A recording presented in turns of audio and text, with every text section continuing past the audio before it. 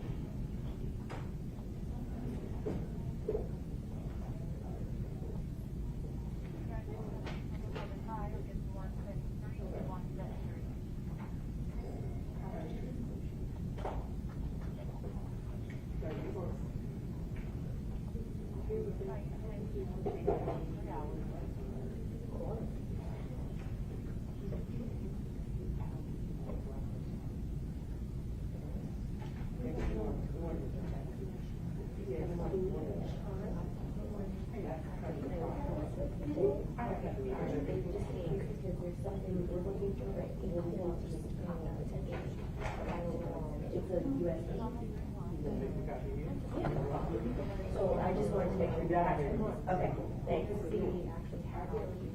You want it now? Let me see if we need it first. Thank you. I'm not.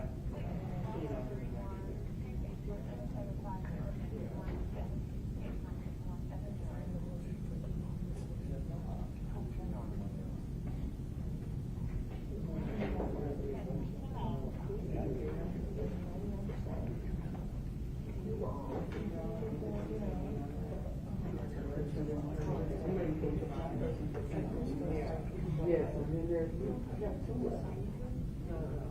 Luke Ferrante, Trayvon. Okay. And they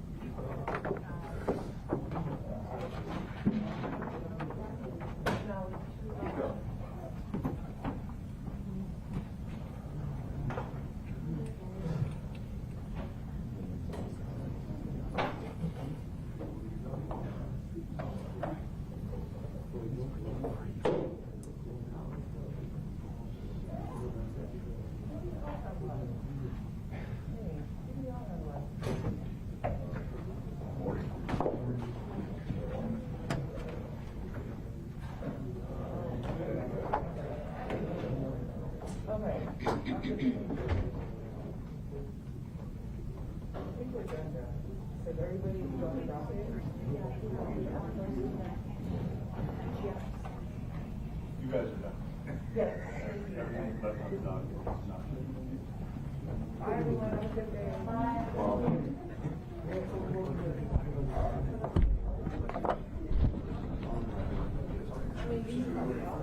When you come back to the races, strawberry soup. Yeah, strawberry shrimp soup. You got the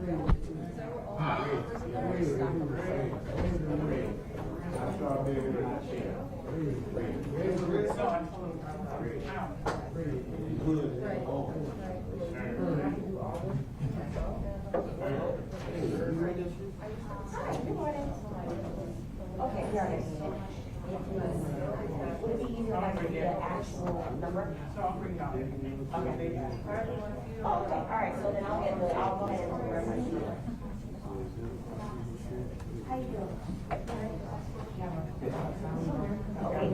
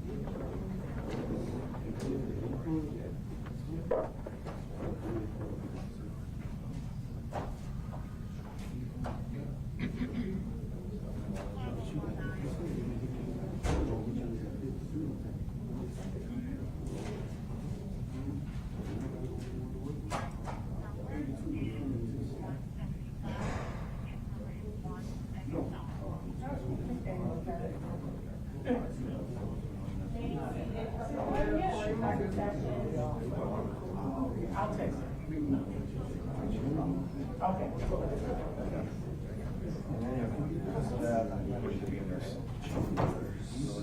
I don't have a printer here. Are you guys all done?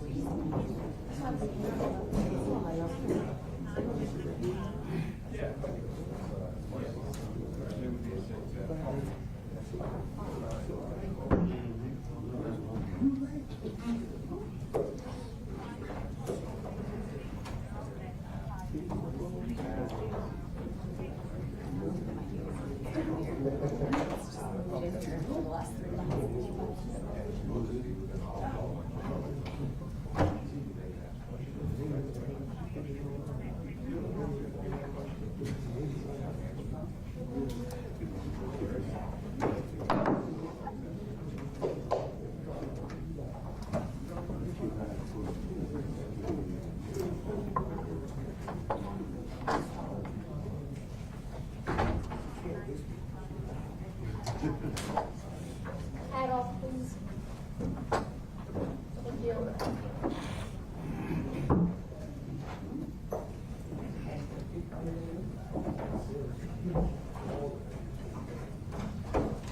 Oh, yeah, she can throw it.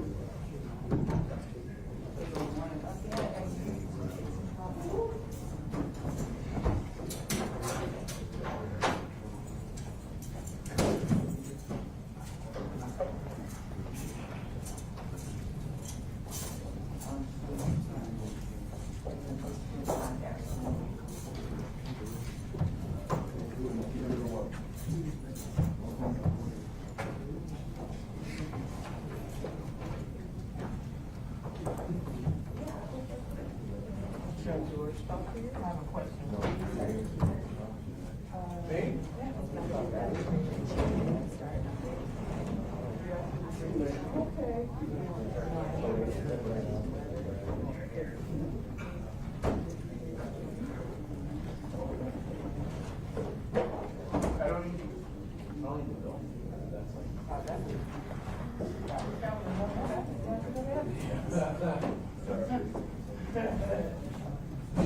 Which number are you taking? 56. Okay.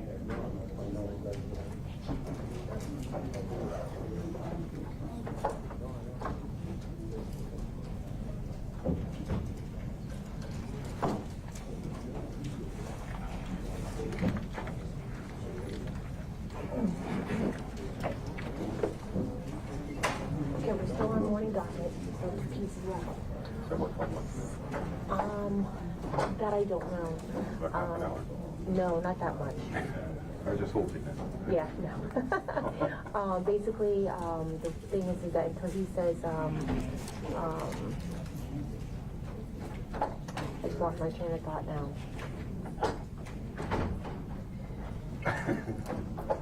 Talking about how, oh, we're on record. Oh, okay. Then that's when you can start filming. Okay. Okay, and then anytime they go off the record, the camera has to go to the wall, and no audio either. I'll just turn it on. Yeah. So because we don't have any jurors today, Okay. so I won't even explain how to do all that with the jurors. But yeah, anytime we're off record, the camera goes off and audio goes off. On record, then that's when we start playing. Okay. Okay. Thank And you. he will say that. I'm not gonna put it down. Yes and no. So yeah, it's kind of, you can't go anywhere, you gotta sit. Unless you have a co-partner in that little room. You're it today, right? Yeah, I know you have to sit. Because I will look at you. Okay. Tell you. But I'll just look at you. Yeah. Okay. Hi. They already left. You guys will get back to you again.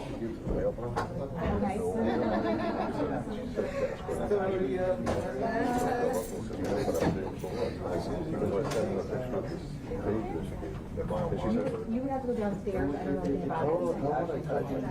Go downstairs to the third floor, and once you get off the elevator, you go to the left, and the public defender's office is right there. And then you back for her. You're welcome. Like north end or south end? North end. Yeah, I've been on the 6th floor. I think it's her. I think they're going to be able to use Michael on this. Huh?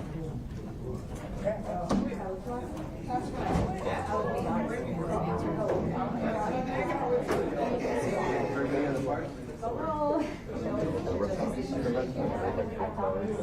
No, not yet.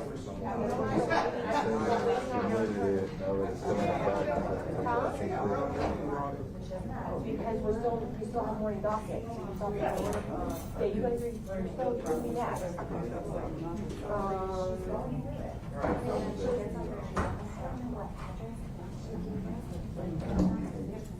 Yeah, you can wait outside. But don't go too far because if you're not here, it's going to be, you know, a warrant out for you. No, seriously. Just put a warrant. Talk to your guy. Yeah. How far away?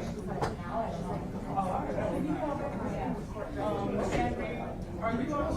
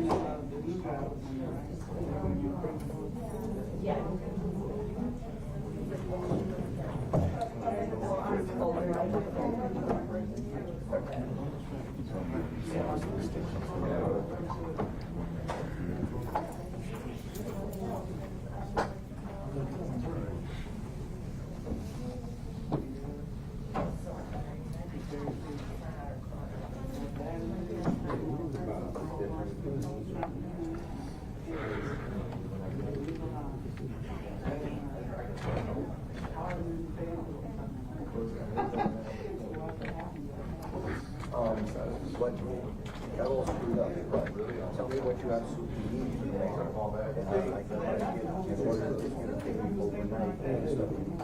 Where?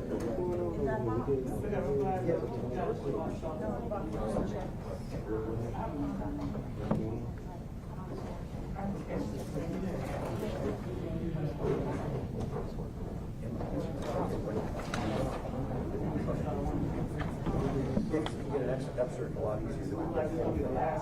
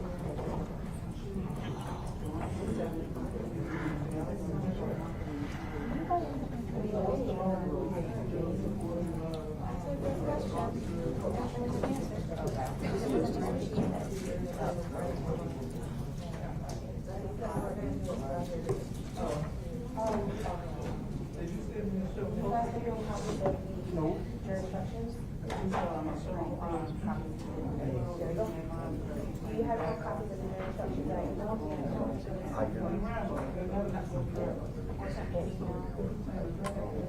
good. Yeah, I actually want to take it, but. I do. I mean,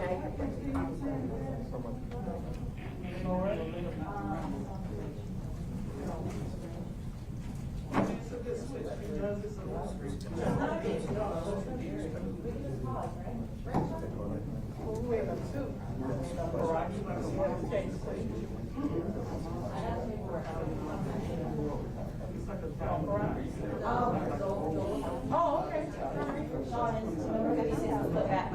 I saw.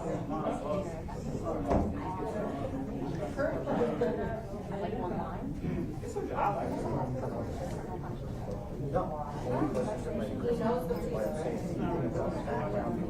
Oh, you did go over it with this? Oh,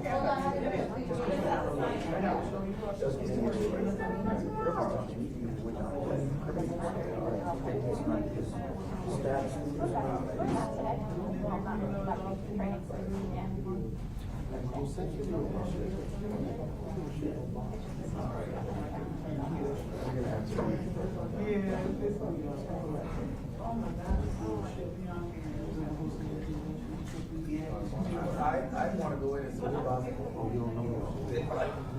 You don't keep me in there until they're 6. I don't know. Or out of the house. What?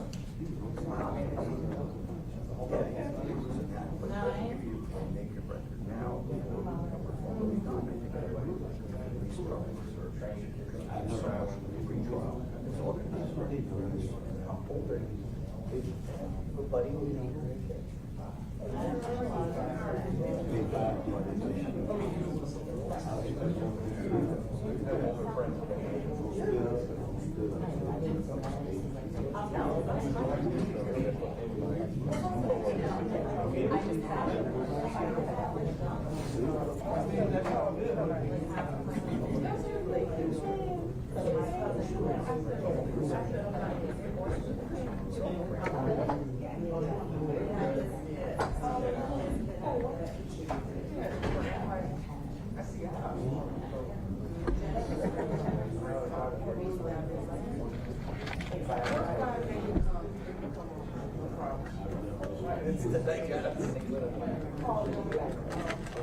I mean, the last 20 years have been very different.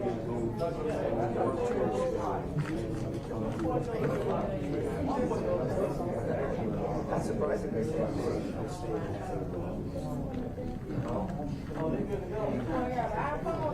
oh, they got a little iPhone, so say less. And it's on this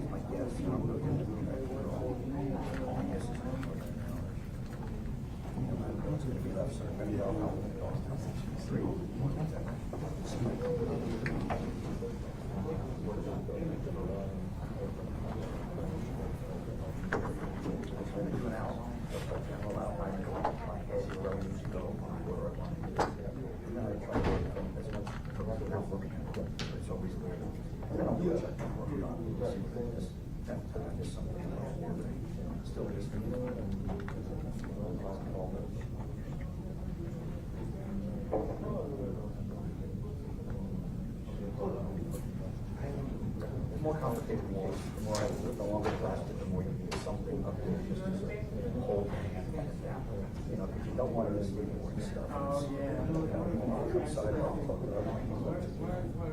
not everybody has to break it all down. And then, Yeah.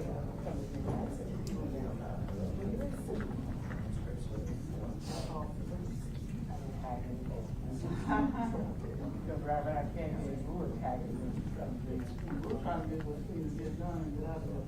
You gotta bring him back up. Oh, yeah, why did you bring them back? That's weird. You know, they have it. No, she has it. She have a lot about that. So you can't take out.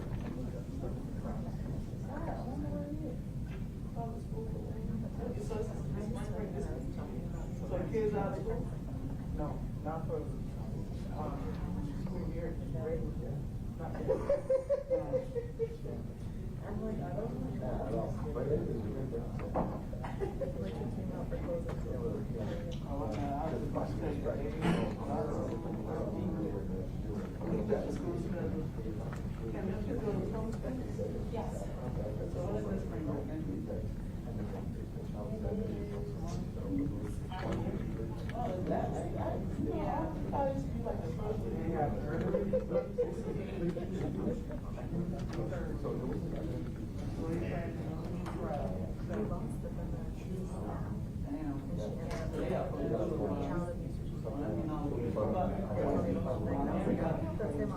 Yes. Yes. Yeah, but college when you go from regular school to regular school.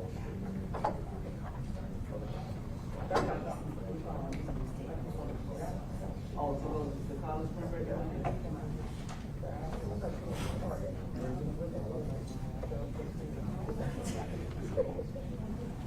Our meeting's going to come to order. Court is back in session.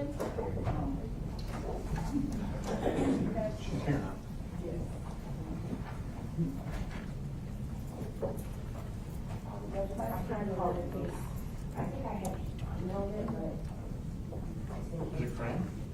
Mansfield from the Supreme Court Board as well.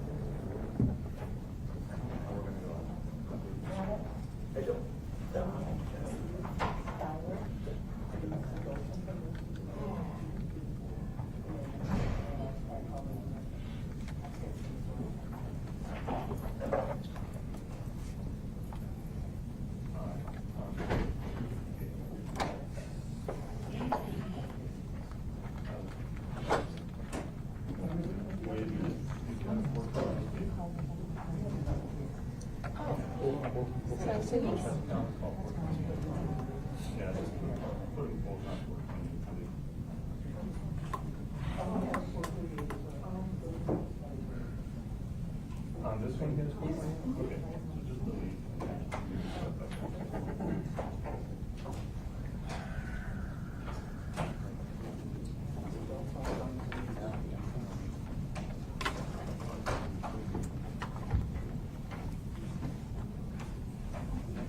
I heard.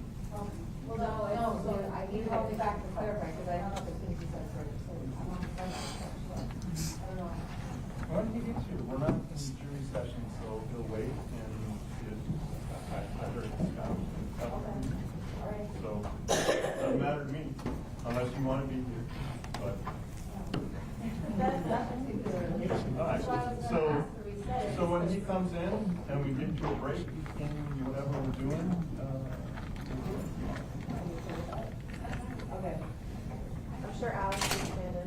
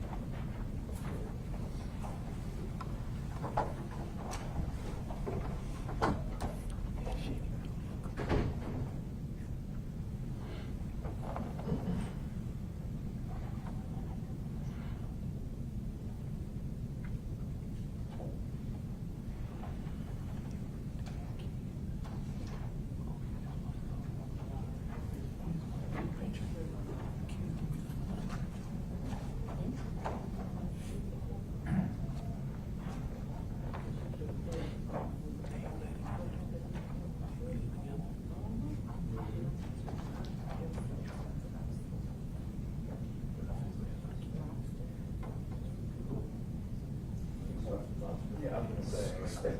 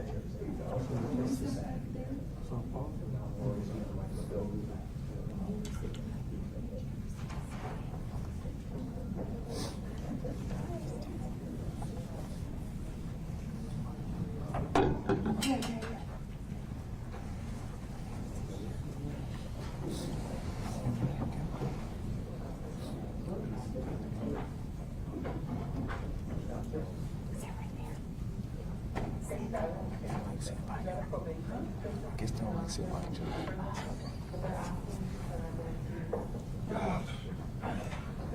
If they would have told me that, then we will reset it for 2 weeks, because I don't like the sentence and then have people surrender in prison 2 weeks later, because that's a furlough, and I don't prefer to do them. So Judge, would you like to reset it? I'm going to reset. What day did he want to surrender? I will find out. Melinda and I talked about 2 weeks ago. Okay, find out the exact date he wants to come in, and we'll set the change for that date.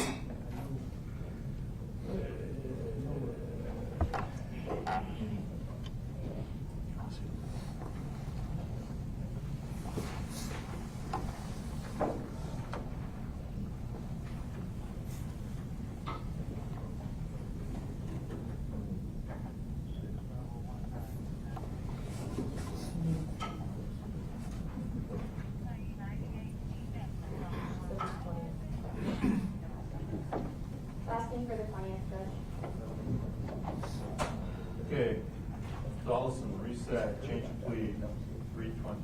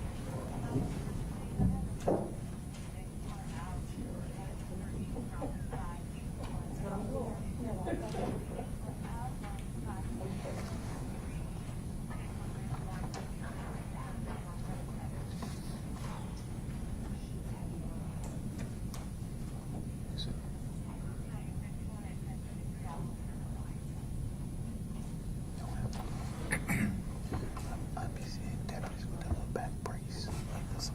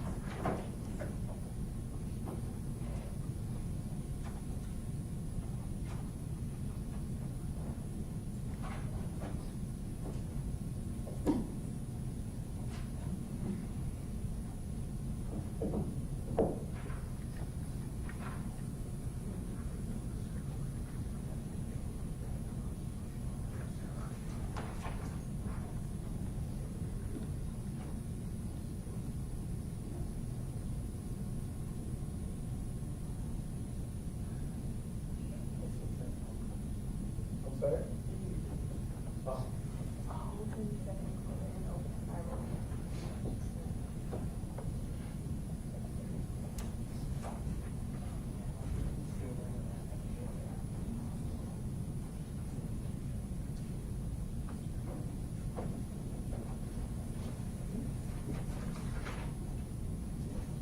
I saw the state, I have your stuff in an envelope.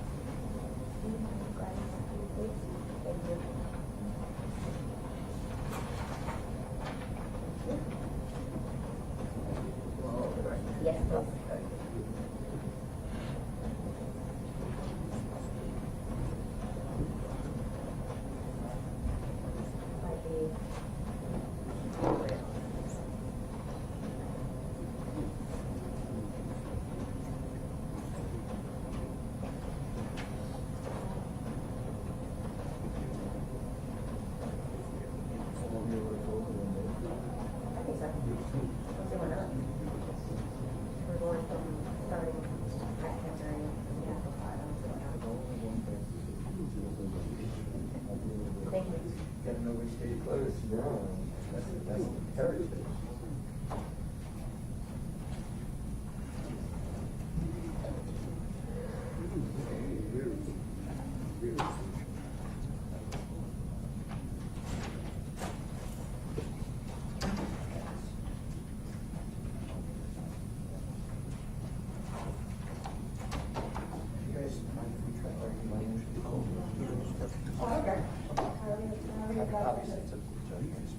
Two more cases from the Florida Supreme Court regarding the same issue. Parker and Pierce, thank you. I don't have a stapler, working stapler there, so. All right. This is Pierce, and this is Parker. There you go. While you're doing that, I'm just gonna use the waiting room.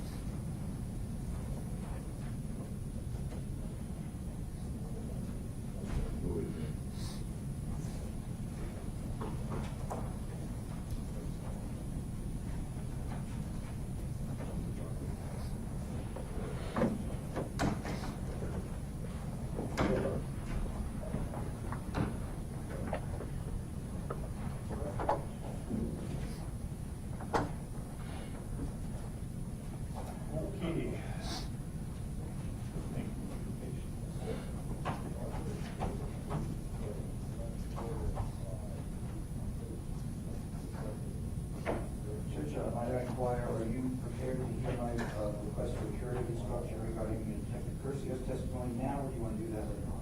I will. Mr. Padilla has a motion that I want to address, and I'll address yours, and we'll do this structure. Game plan, sounds good. Sorta. All right.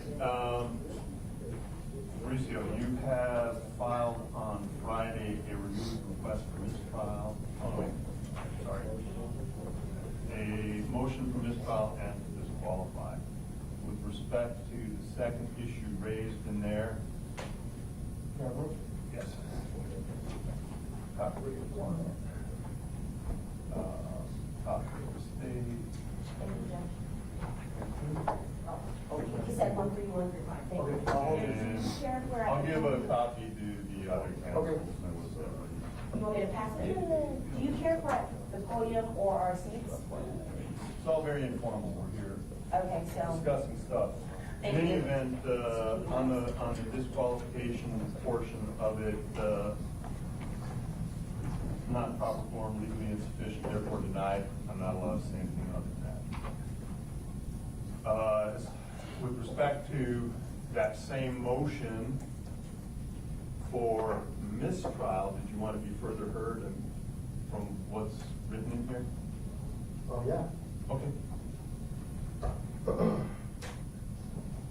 I take it as two separate motions that are kind of have the same factual thing.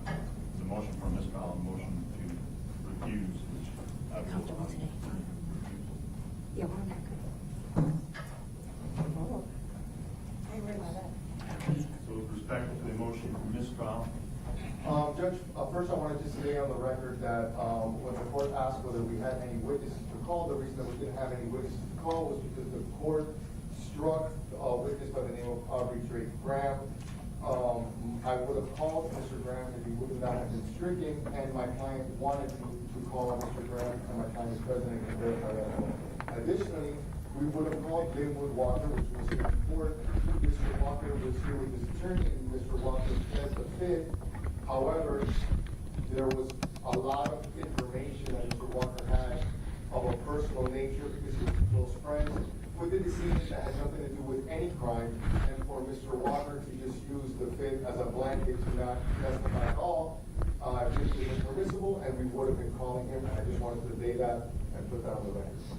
Regarding my motion for mistrial, previously, and for the record, the court previously in December of 2022 asked our defense counsel to file responsive pleading in reaction to Mrs. Shields filing a motion to strike all my witnesses. The court denied that. The court ordered me to file something, a nexus between all my witnesses and what they had to do with the case. Although that seems like an impermissible roadmap to my defense, I did it anyways.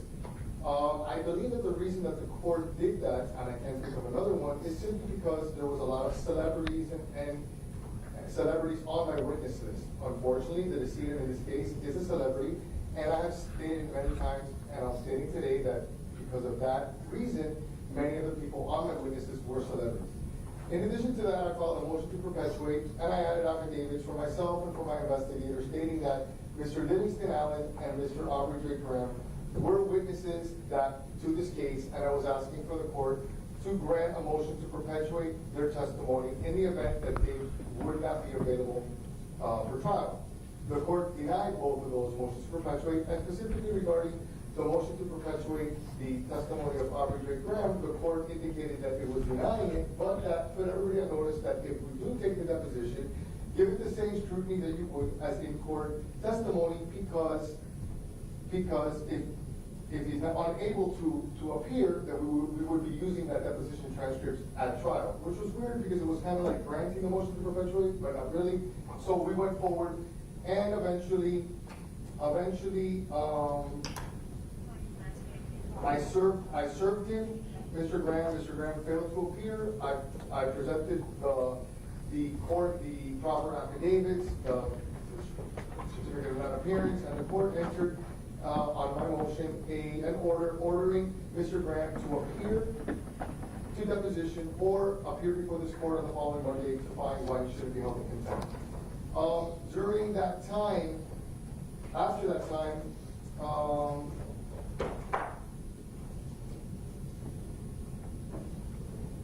before that, I also alerted the court that Mr. Livingston Allen, who had been properly served to attend this trial, and I was trying to get a motion to perpetuate his testimony, had stated publicly on his podcast that he was actually evading service and that he would have nothing to do with this case. Once we had an order ordering Mr. Graham to appear, Brad Cohen filed a general notice of appearance. On February 13th, the court heard Mr. Cohen's motion to quash, and although it granted Mr. Cohen's motion to quash, the court gave certain instructions or gave some language while the court did, in fact, grant his motion. The court said that that it would do certain things on behalf of Graham. It would limit the topics, and I think the court said that it wouldn't make me, it wouldn't give me the questions, but it could narrowly tailor the topics.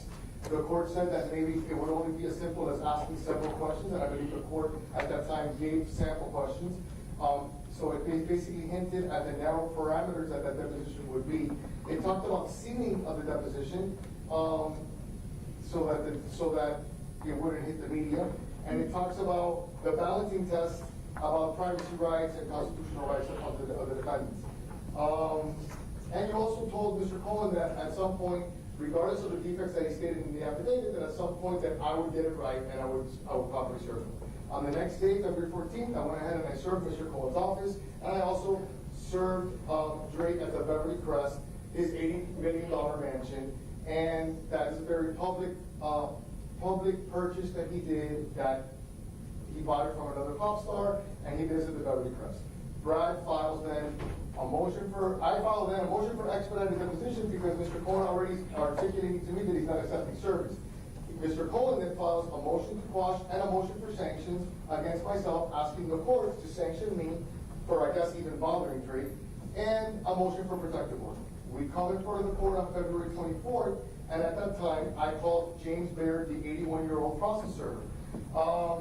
The court prohibited me from showing video that was taken memorializing Mr. Baird, the service of Mr. Baird, even though Mr. Cohen had, in his affidavits, made claims that were against what I was saying that occurred on when Mr. Baird attempted to serve Drake at the Beverly Crest.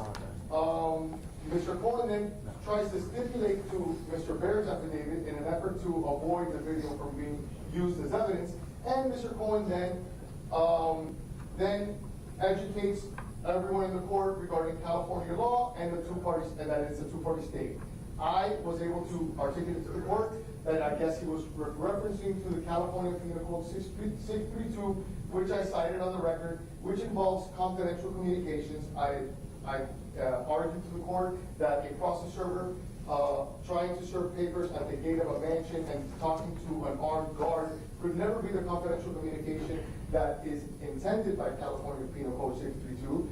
At some point in the hearing, Mr. Cohen viciously crosses the 81-year-old process server and calls into question his hearing, his veracity, details of the service, whether the document was in an envelope, whether he posted it or didn't post it, conflicting details that could have been seen in the video. I then again tried to get the video into evidence. The court, on a second occasion, refused to allow me to use that as evidence.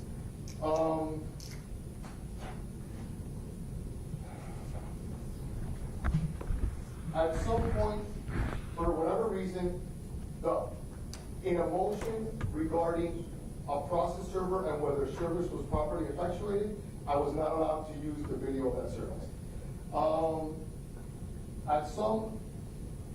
When I was arguing my motion, it became clear that, and I think the court also articulated that, why am I involving Mr. Graham when he had nothing to do with this case?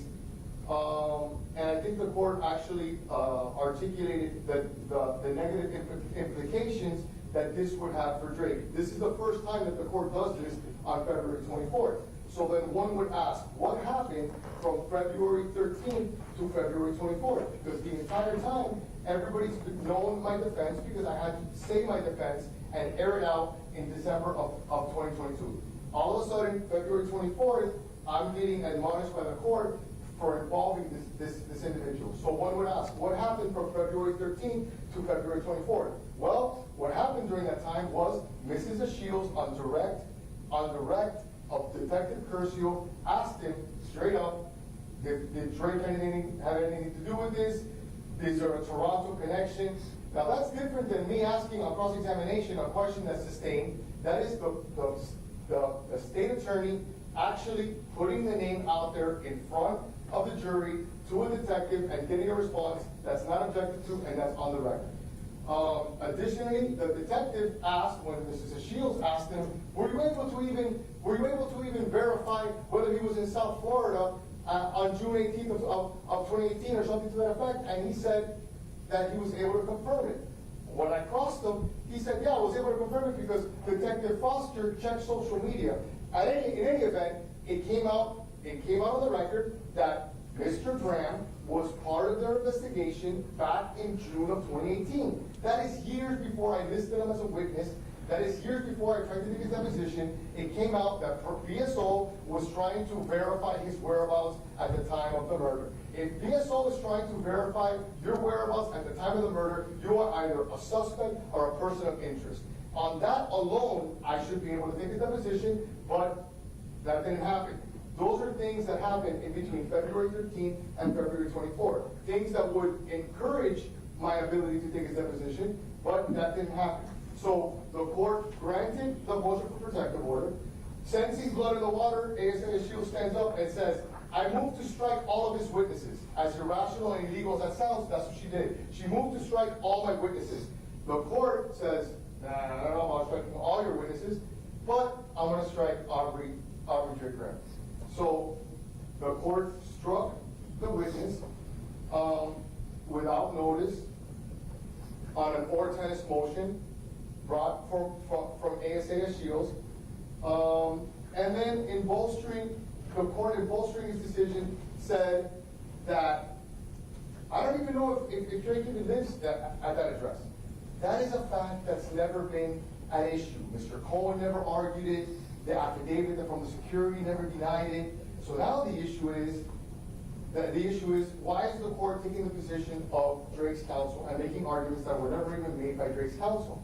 Additionally, the court then included on relying on a family member's testimony that testified in a closed deposition in where she denied that she had any knowledge whether or not the decedent had issues with Drake. Something that I told the court was completely perjurous and nobody would ever believe it, but the court took that information that was in a closed deposition, not even privy to Mr. Cohen, and articulated it in open court. Now the court became a witness. And it's already been part of the court record, and I filed Cleopatra Bernard's deposition where she stated that the day of the actual murder, that the reason that she had security was because of the Drake and Mingos beef. An additional piece of information that happened between June 13th between the 13th and the 24th of February was that Detective Herschel, upon cross-examination, my cross-examination, where he denied it, he had to admit that the word Mingos came from the confidential cooperating witness in this case, the cooperating witness in this case, a month after the murder. And he had to admit that he never followed up on that, but that in fact, Mr. Allen and him had discussed Mingos in July of 2018. Cleopatra Bernard said that was the reason that she had security that day. Herschel also states that Drake's name comes out of the Crime Stopper tips. Then the court, when I'm articulating to the court the reasons that I should be able to take his deposition, and I start giving sample questions, okay, the court says, well, do any of those exonerate your client? Now, that's not the threshold for me to be able to take a deposition. It'd be great if every question that I ask in a deposition exonerated my client, but that's not the threshold to allow me to take a deposition. The court stated that none of those things exonerated my client.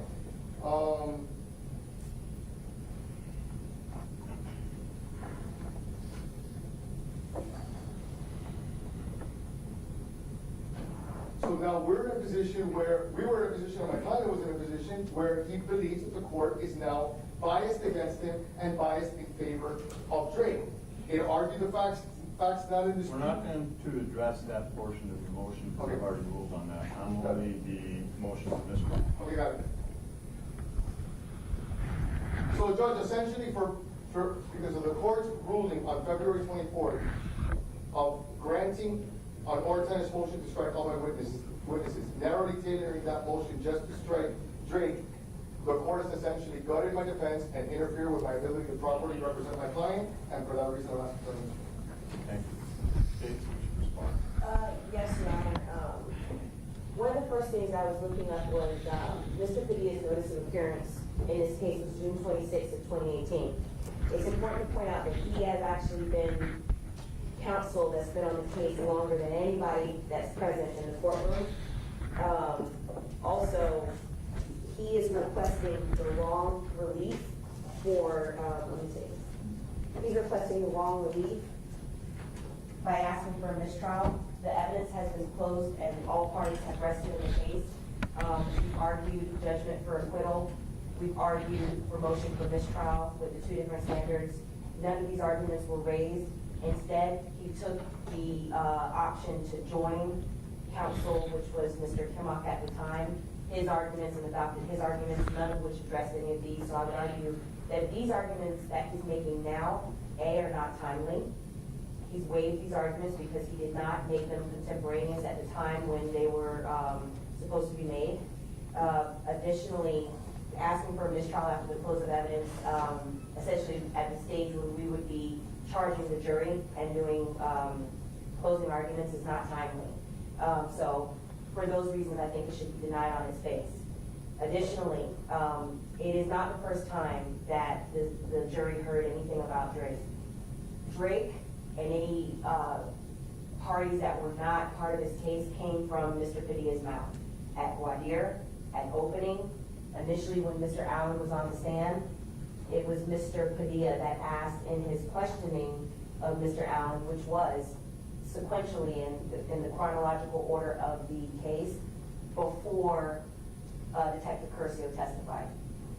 He asked on cross if Mr. Allen was on the set of God's Plan, which was a video that was shot by the artist in South Florida.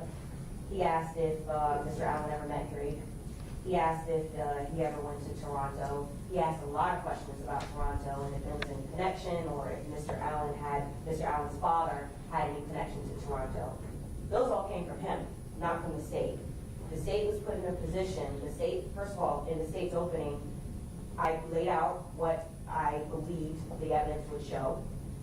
During my case in chief, I was put in a position, and as litigators and presenting the state's case, we always have to potentially address certain things that may come up in rebuttal or defense, because I don't know if I'm going to even have an opportunity to rebut. That's something that the court would have to allow. So I have to be able to address not only my case in chief, but potential defenses.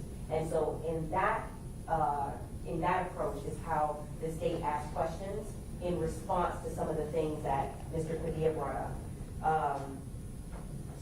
Next, at the time that Mr. Padilla's motions or his witnesses were stricken regarding Mr. Graham, and there was also Linwood Walker that came up from Miami-Dade County. Mr. Padilla did not ask for continuance at that time to try to cure any defects in his defense. Any type of objections contemporaneous that would address that, so I would argue that he waived those. Additionally, at the close of Mr. Padilla's case, the court gave a lengthy colloquy to all the defendants, but specifically Mr. Williams, and asked Mr. Padilla, outside the presence of the jury, are there any other witnesses that they would call? Both said no. He didn't mention anything about any of the witnesses, even though he had listed 57, 30 of which were with the state. He could have easily called them. I know that Mr. Kimmock did. He called state witnesses. Mr. Padilla never did. He never tried to perfect any of the issues or any of the problems with his service.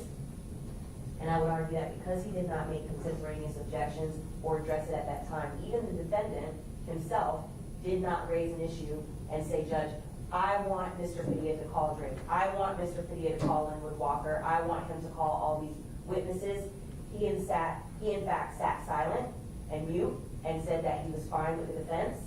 And for as far as we knew, it was simply strategy as to why he did not attempt to call anybody else. And I would argue that because at that time, during the colloquy, before the court had moved on and he rested in front of the jury, he waived those objections that he's trying to raise now, and they're not timely. He also addressed something about, not having the opportunity. Because he's been on the case the longest, Mr. Padilla attempts to make an argument that The only opportunity that he had to do any of the work that he's referring to is right before trial or during this time. I would argue that he could have done any one of these things, including serve Drake, serve Linwood Walker, since June 26, 2018, when he was retained as counsel. So because he failed to do that, and that's on him, for whatever reason he has not done that, that does not then make it an issue for this court to then try to delay the trial or delay his client's right to a trial after sitting in custody for 5 years to say, well, the court didn't allow me the opportunity. He chose not to do it for 5 years. That's on him. Additionally, he never asked for a motion to address the service for any of the other parties that he listed. And the comments that he's making about, you know, the sua sponte motions or whatever it was that were happening at the time, it's not sua sponte. This was his burden to prove that A, service was proper, and proper at the correct address, which is the residence of the party he is seeking to serve. He didn't do any of the sort. I sat through that hearing and I watched everything that everybody saw. He chose to put on that particular witness that had those issues and essentially was being combative with the court, whatever his hearing was or whatever it was. The fact that it didn't work out for him, that's his choice to put on that witness. And his burden to prove the things that he's claiming and alleging. Because he didn't do that, I would argue that the motion for mistrial should be denied, not only on his face for having requested the wrong relief, but also for all the reasons stated therein. Lastly, he's not stating anything new in his motion that he hasn't already argued before. Essentially, this is like another stab at it, where with the court's ruling, he also should have, if he had took issue with the court's ruling, should have filed a motion to hear the hearing again. I believe that's a 10-day request. That's not timely because he would have had to have done it within 10 days after the court's ruling to ask for an additional hearing for it to be referred. He didn't do that. So essentially, I think based on all the above reasons, it should be denied, and we should proceed to the charge conference. Judge, I'll just say that it took 5 years for Cleopatra Bernard to actually sit for a deposition. The reason that I never listed witnesses that I did was because it would obviously affect the fact-finding process of depositions that had not been taken. Regarding James Barrett, I just want to say, I want to publicly say, he can hear. The problem is the audio that was there that day. If I would have been allowed to show the video that I wasn't unable to show, it would have showed him having discussions and being able to talk and hear perfectly fine. James Beard can hear, and that's basically it, Judge. One thing is being able to defend a case like this regarding celebrities. No one can tell me that if I file a witness list, that's going to hit the media and that's not going to affect the deposition testimonies that didn't take. Important deposition testimonies that took years and years was Cleopatra Bernard, for no reason. It took years and years for us to take a deposition, and then also Robert Allen. So I'm sorry, as a strategy, I am not going to file a witness list that's going to interfere with my fact-finding process, and that's the reason that it took so long. Okay, thank you. So, addressed as a motion for mistrial, it largely reflects disagreement with adverse rulings by the court and not information or things that happened before the jury, and which would be proper motions for mistrial, which should be contemporaneous. This is more in the nature of appellate issues and not, adverse rulings during trial are not grounds for mistrial. Mistrials are for something happened in front of the jury which cannot be corrected. So it's really not the proper form for this either.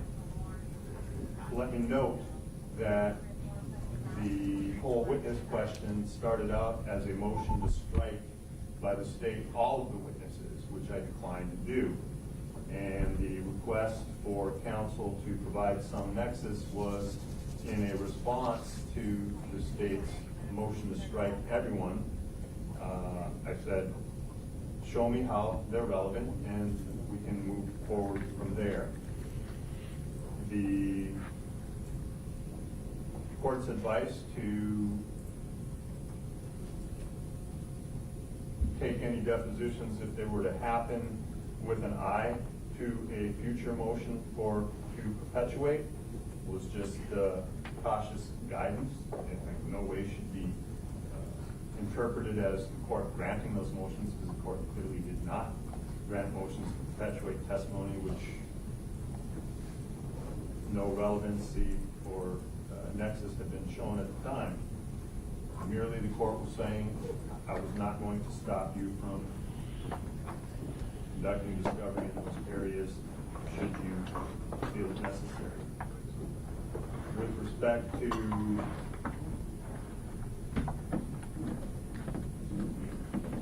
Linwood Walker, we had a hearing on that. Mr. Walker is represented by counsel. Mr. Walker indicated that he was asserting his Fifth Amendment privilege. The court has no ability to go beyond that, and the court indicated that I would not allow you to call a witness merely to come in, he asked a question that he was going to assert the Fifth to, and then be taken away. That would be improper. That's Linwood Walker. With respect to Livingston Allen, which you raised in this motion, there have been no other motions before this court with respect to Livingston Allen. You've not made any requests, so it's just not grounds that you're bringing up at this time. With respect to the show cause that came on the one witness, Mr. Graham, the first hearing that we had on that, the court ruled that there was not proper service. We had a second hearing, and I did encourage counsel to work together and see where it could go. That's not the same.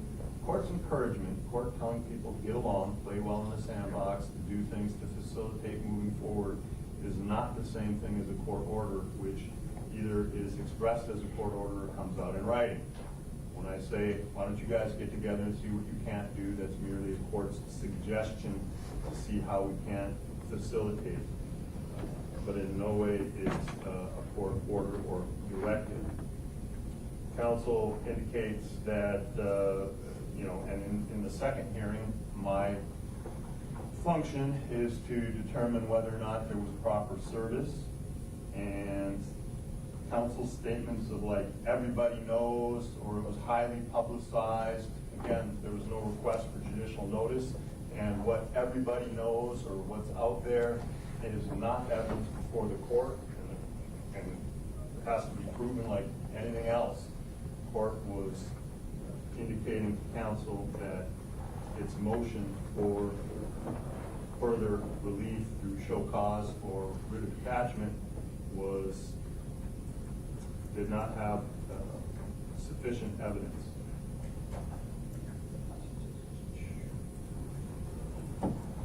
If the counsel is indicating that its arguments made on that day about the perjured testimony was with respect to Ms. Bernard and the deposition, again, that's some discovery documents that you took that are not with the court. The only testimony that was in trial with respect to that came from Ms. Ellis, who testified on the stand, and that's what the court was referring to when she said, I don't know of this. Okay, so there is no evidence of everybody knows or it's well established or whatever else. I don't know, and those things have to be proven through evidence before we can do that. With respect to the questions about whether or not this could exonerate, again, it goes back to relevancy. The court has a function under 612 not waste the jury's time, not to chase irrelevant issues, to limit the scope of examination, to not, again, get into misleading or irrelevant areas. And when the court asks questions about that, it is to establish, offer counsel an opportunity to establish some form of relevance.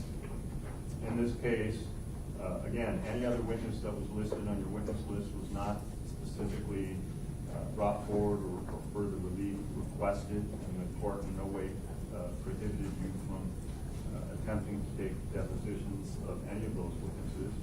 With respect to Mr. Graham, we had a number of hearings. The court made rulings that there was not proper service, and counsel never was able to establish any relevancy to the court's satisfaction. That's why that witness was stricken. That is a matter for appeal, not for mistrial. So your motion for mistrial, for those reasons, is respectfully denied. Now, Mr. Rares, also state, although the motion for mistrial should be contemporaneous to the event as it happens in the case, I would not say that a motion for mistrial cannot be had after both sides have rested, because oftentimes a motion for mistrial can come up in closing arguments, which happen after this point. Either side could do something that would raise that issue. So I don't believe that you can't raise a motion for mistrial at this point, but again, it has to be contemporaneous to the event so that the court has an opportunity to hear it, if it can, through a period of instruction. Which brings me to Mr. Rares. Thank you, Judge. You set the stage for me marvelously. Thank you. Judge, my motion is couched in a renewed request for mistrial and or curative instruction. In all candor, what I'm really concerned with is curative instruction. There are a number of different times the court has read curative instructions, I think quite properly to the jury in this case. There comes a point in time when cumulatively we have to look at the effect of that overall on the jury, but I'm not making that argument at this point in time.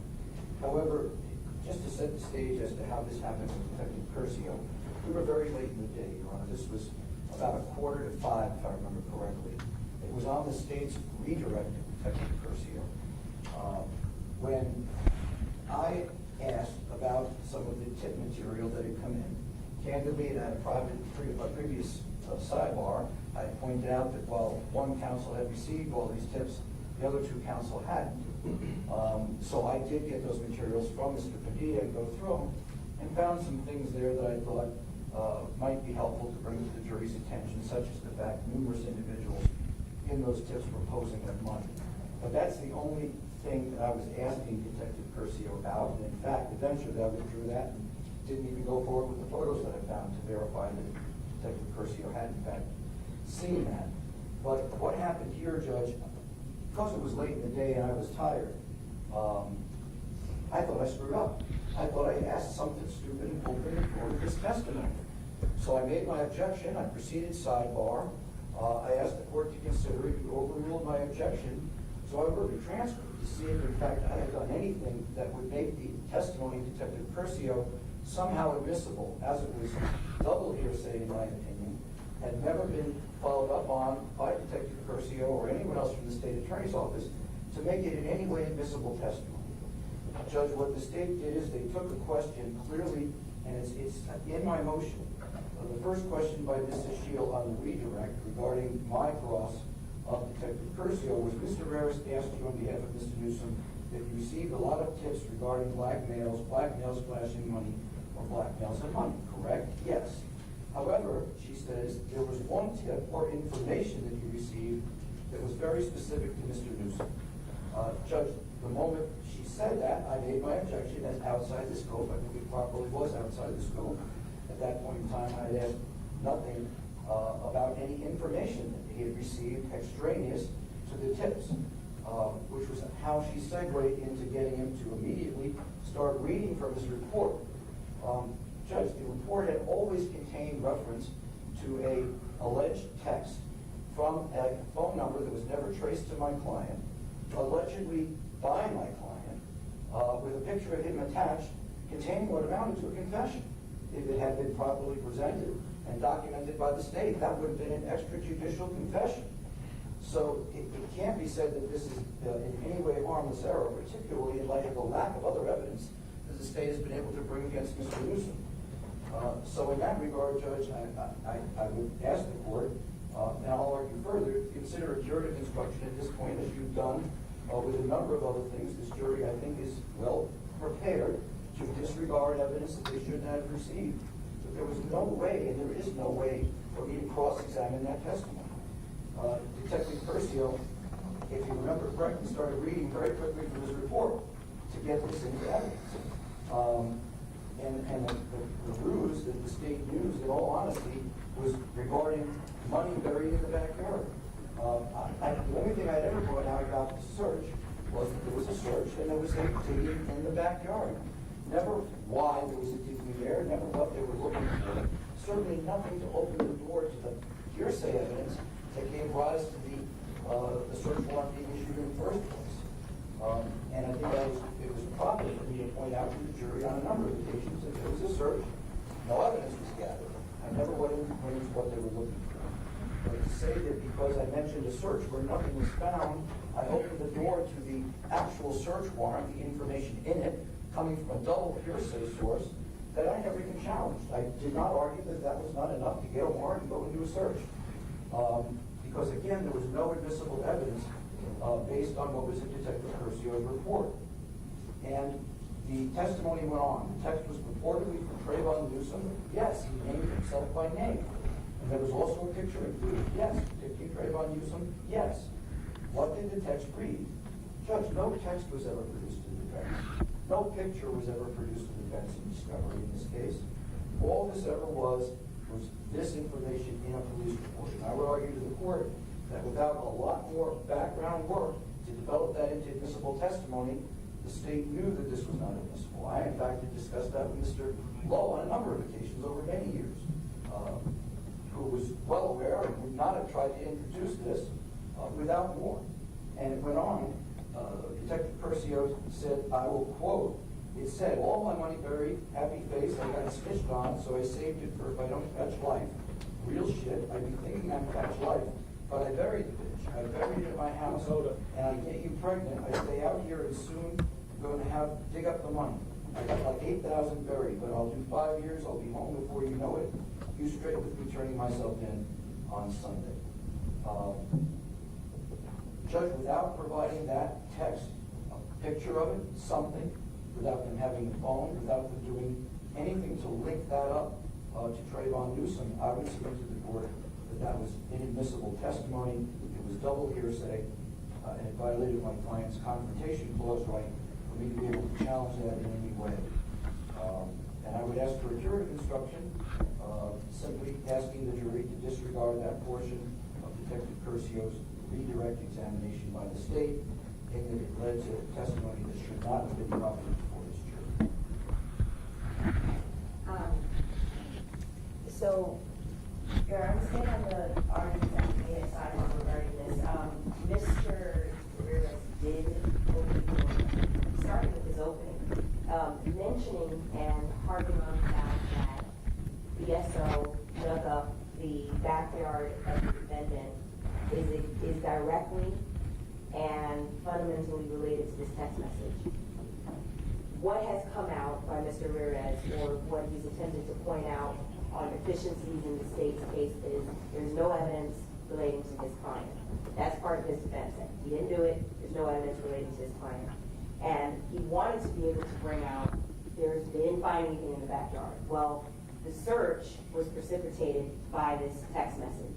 And the reason why we did not add more specificity to the text message is because of the investigation that it came out of would have caused more prejudice and would have been more prejudicial to his client than probative, because it involved another homicide investigation. That's why we didn't say that. Additionally, the circumstances wasn't just about Mr. Newsome text messaging a girl. The girl that was the receiving end and the other party to this text message was attempting to solicit Mr. Newsome to commit another homicide unrelated to this case.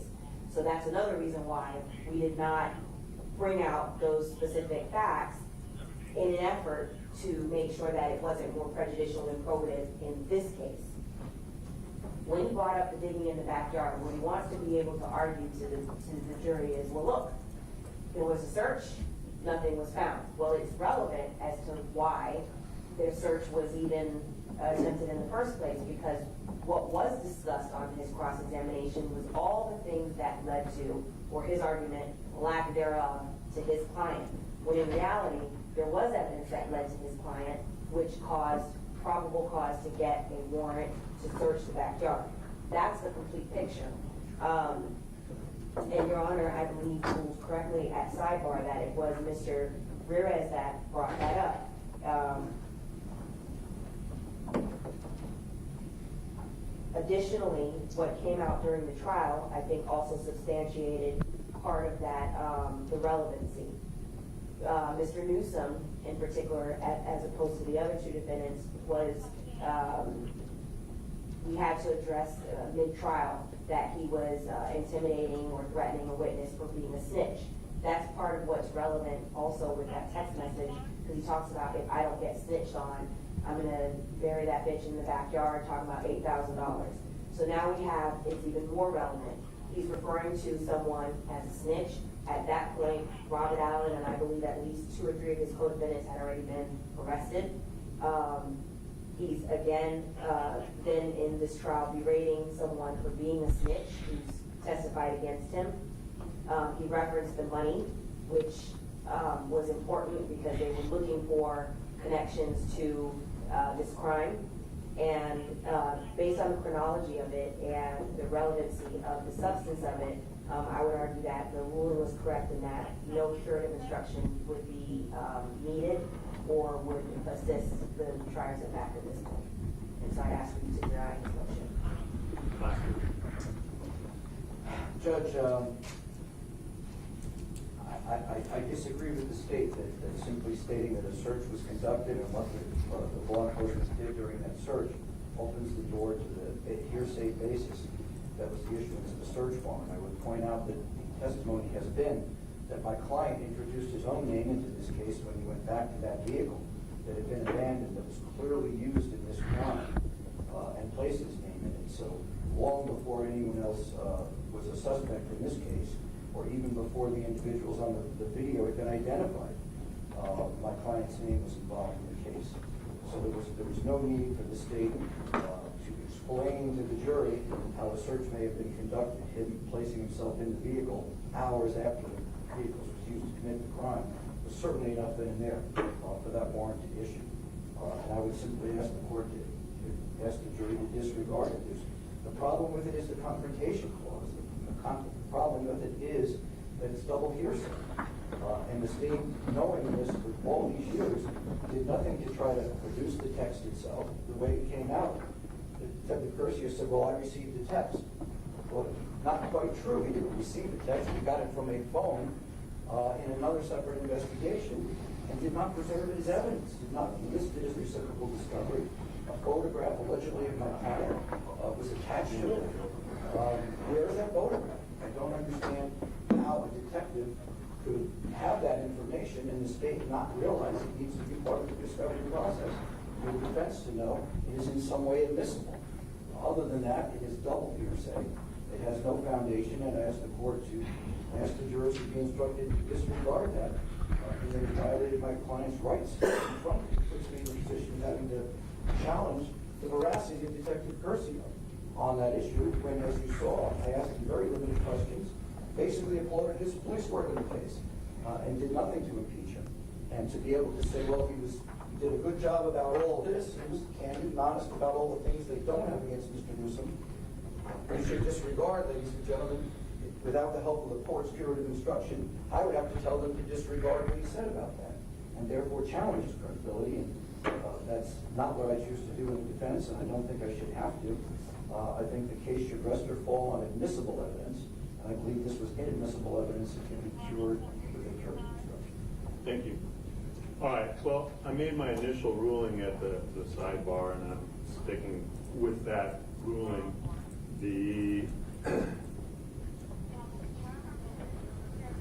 I know counsel actually was I think very good at not opening up doors that did not need to be opened and tiptoed around things, I think in a very skillful manner.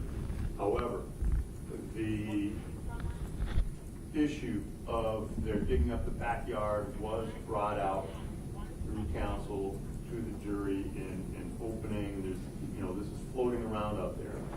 If the statement had been, yes, I killed the victim, yes, I received it, much more detailed, then I'm certain that the state would have put it out there in that form, and we would have had other, hearings on that. That's not what it was. So, in looking at it, the basis of the ruling that I made at the time was, first of all, it's a statement purported to be by the defendant, so that takes it out of the hearsay limitation, although it is coming from another source, even where if an officer comes in and says, had him in the interview room, he told me this, that's his statement, that's coming in, even though it's coming in through the third person, there was a time when we didn't videotape all this stuff and we didn't have it in that way, or record it. So that would not in and of itself make it inadmissible because it's coming from a third party, the statement of the defendant. But more importantly, I'm looking at it as, just going to the basics of what is and what isn't hearsay. It's got to be offered for the truth of the matter asserted. If they had found $8,000 in the yard, then clearly that statement would be offered for the truth of the matter asserted. But the truth of the matter asserted was, I buried some stuff there. Nothing was found. So it's not offered for that. It was merely offered to show why they're in his backyard digging up things. Because, there's a question about, in this case or in any case, about whether or not the authorities have done a thorough investigation or what they're doing or what precipitates things. And yes, there were a lot of other matters involved in that text message which would not be proper in front of the jury, which were sufficient to get a search warrant, but which would be highly prejudicial to your client about, exactly who it came from and what the purpose was. So I think the state, again, carefully tailored around that question to merely answer, why is it that you're getting a warrant in his house and digging up the backyard, because that doesn't come out of thin air. And what they offered was a statement talking about burying the thing. It did not specifically implicate this particular offense or that I got $15,000 from killing Jahseh, and it's not that detailed. And it merely gives reason behind why that warrant was procured and executed and that nothing was found there. And so it was based on that it's not hearsay because it wasn't offered for the truth. Additionally, it's a statement of the defendant, and therefore I found it to be admissible, and not that you had opened the door through your direct questioning of Detective Curcio, but in bringing up the whole search, and this is just an explanation for that. So, a curative telling them to disregard would be contrary to the way the court had ruled. Would the court consider a curative based on what you just said, and that it was not introduced with the truth of the matter asserted, but merely to explain why they were digging in the backyard? I'm going to object, Judge. It looks like the state did something wrong when Your Honor is saying the exact opposite, that we didn't do anything wrong, and that it was within the court's ruling and proper to be able to bring this out. I don't think that a curative is necessary at this time. At that time I made the ruling, suggest that you could suggest one to the court, and I would consider it, but again, I think it's admissible evidence under the reasoning set out by the court, and I don't know that a curative would be required, certainly not one telling them to disregard. And at this point, after 20-some days of trial and many pieces of evidence, lots of statements out there, to pick one particular statement out and give them a curative at this point would highlight it more than it would cure anything, and I think it might be misconstrued. So your request is noted and preserved and overruled. Yes, sir. Thank you. And you styled it a request for mistrial as well, based, I guess, on cumulative effect, and I will also deny that, unless you want to be further heard. Judge, I'll keep thinking, maybe I can find a curative instruction that will some way be consistent with everything the court has just said. I am concerned about it becoming a highlight of the state's closing argument. I mean, it could easily. It really should not be the highlight of their argument. As an admission.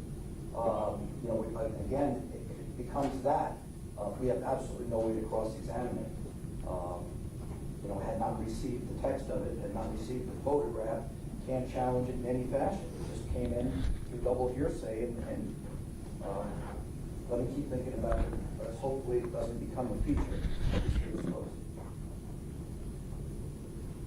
Very good. I let it in for a limited purpose. I think it should not be argued as a feature for another purpose. Thank you, Judge.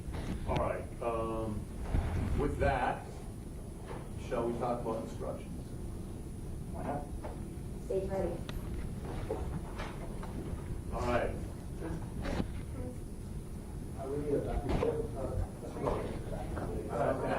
No worries. It could take 5 minutes. We've been in session.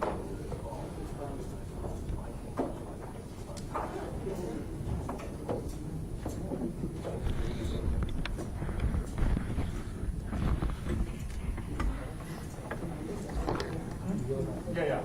5 minutes.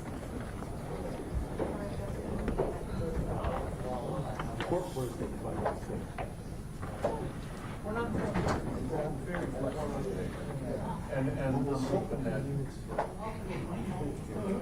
well, maybe not, but I mean, we gotta go through this stuff, but it should be late.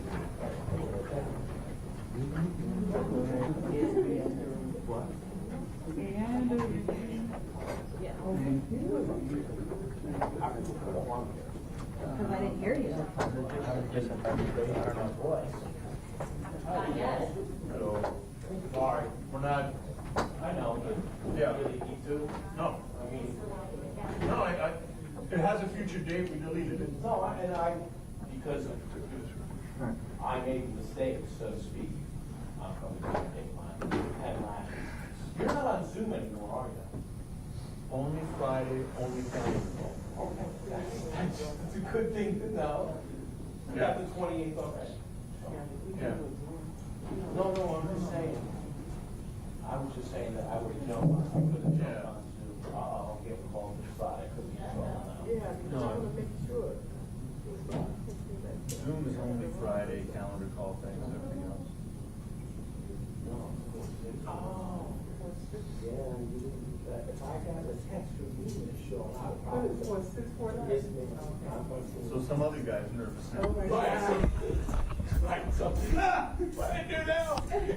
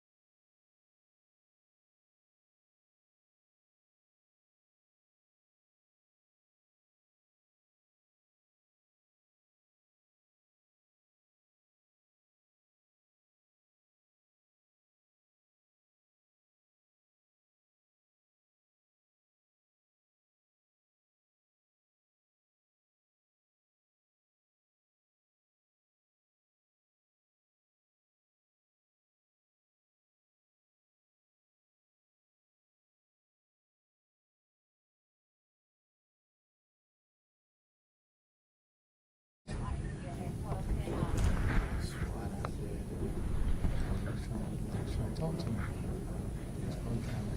All right, we all back? Yes, Judge. You ready to start discussing riveting instructions? Yes, Judge. State's ready. Ready, Judge? Okay. Any objection to the first page? Nothing from the state. Not on behalf of the lawyer. No, I'm sorry, Judge. All right.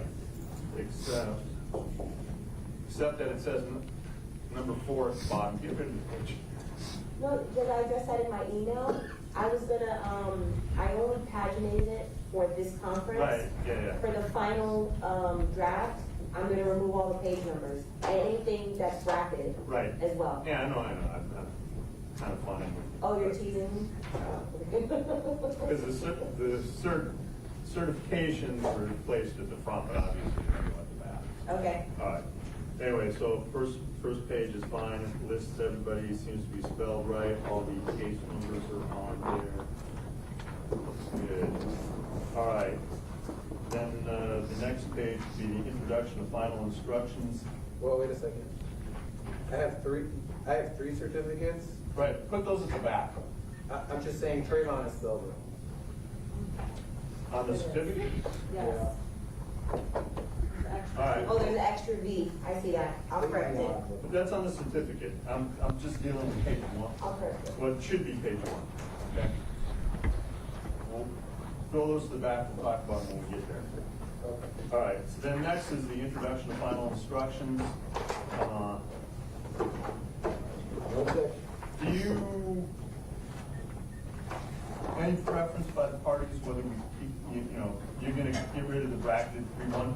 I intended to unless anybody wants to keep it. Well, that's what I was going to say. I mean, they don't really need to know where the instruction comes from, but I agree. we're taking that out. Just it'll say introduction to final instructions. That's fine, Judge. Okay, and then that's an easy instruction. All right. Then next would be the 3-2 statement of the charge. Judge, I did have an issue with this. The standard instruction does not, each of these has count 1 of the indictment. The standard instruction does not have that language of the indictment. I would ask that just the phrase of the indictment be removed from each sentence. Going, agreed. I don't have a position on it. All right. Yeah, we can take that out. So So that'll you say- read.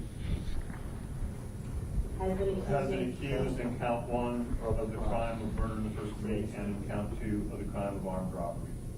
Okay. All right, next we would have introduction to homicide. Now,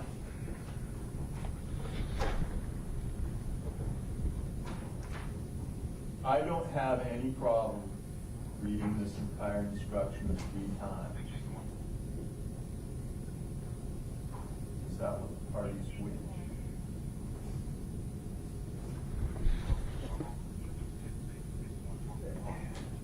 I guess I understand why the court might not want to do that. It does get tricky if the court tries to put in all 3 names. I'm just talking about on the introduction section, because Not even really being asserted justifiable or excusable language. there's no names in there. So I would agree with it you. could be read, introduction to homicide. In this case, Dedrick Williams is accused of murder in the first degree and armed robbery is charged in the indictment. In this case, Michael Boatwright has been accused of murder in the first degree and armed robbery as charged in the indictment. And in this case, Trayvon Newsome has been accused of murder in the first degree and armed robbery as charged in the indictment. And then I just go through and read the rest of the instruction. Well, then have, Now, when we get to the individual counts, I think it is probably important to do them individually. This is just an introduction to homicide generally. But again, if anyone objects, I'm happy to read it 3 times. But I don't know how happy the jury is to listen to the exact same thing 3 times. On behalf of Mr. Newsome, Judge, we have no objection to reading it once, using all three names at the forefront of it, so that it's clear and three times the same. And if we were arguing excusable or justifiable, I might feel differently, but nobody's actually arguing that. So Joey? it just has to be there. I think we're gonna be the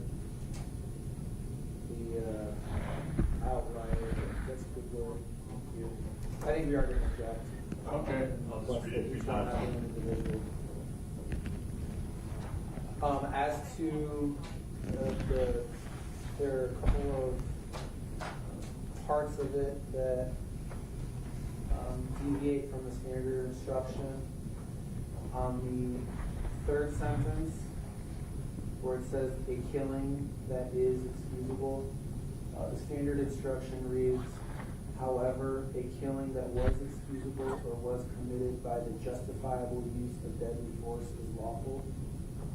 We request that we object to the language as is and request that we work towards what the standard instruction is. Okay. All right, change that on all three. And then the dangerous weapon definition also does not track the standard instruction. It should read, a dangerous weapon is any object that will likely cause death or great bodily harm if used in the ordinary and usual manner contemplated by its design and instruction.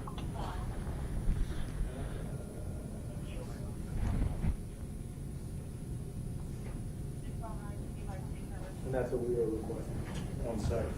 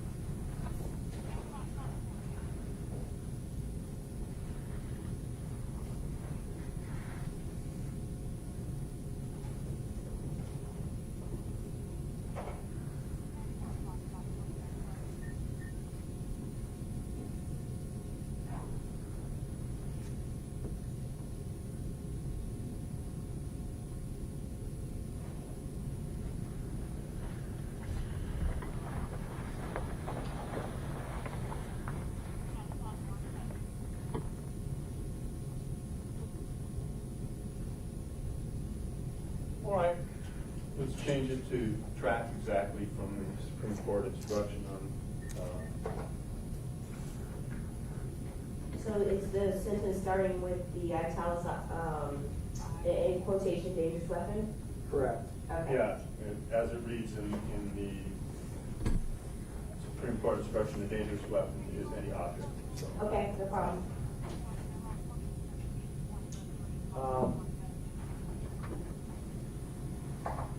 That's it.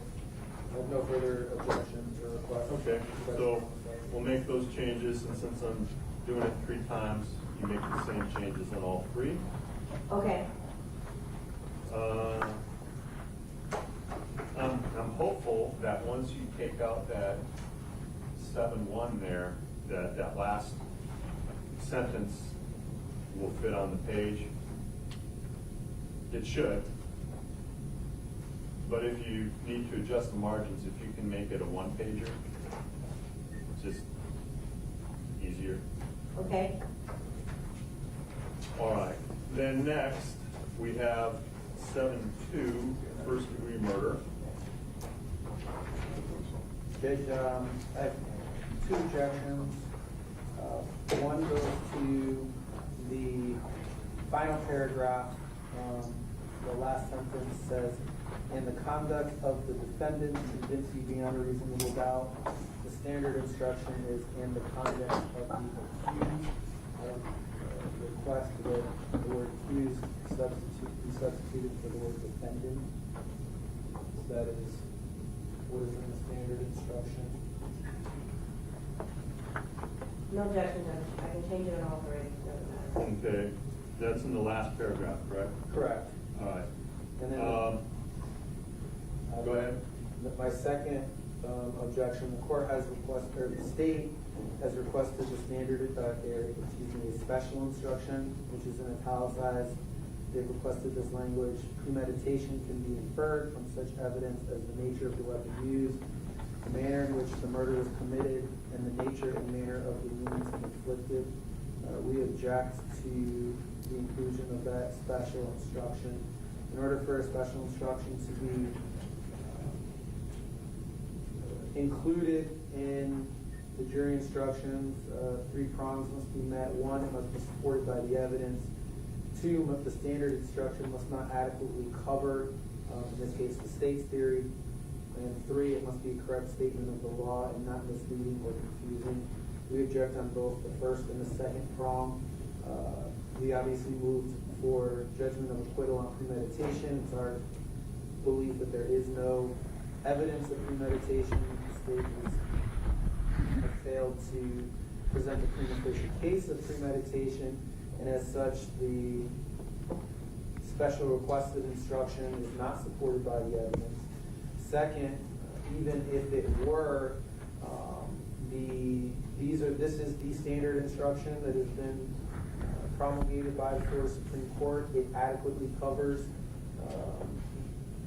the state's theory of premeditation, and this additional, language isn't needed because it's already included within the standard instruction.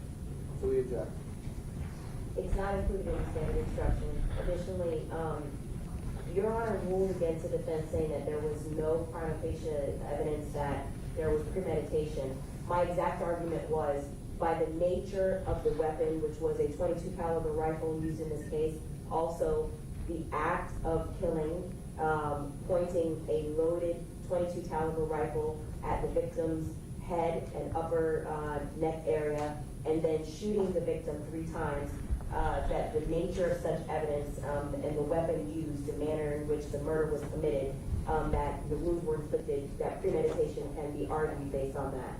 That is the exact argument that the state made at the JOA and directed verdict stages. Additionally, reading the standard instruction for first-degree murder, it does not cover that. And I imagine, I don't know what the defense is going to say, but I imagine they're going to argue that the state did not meet its burden for premeditation.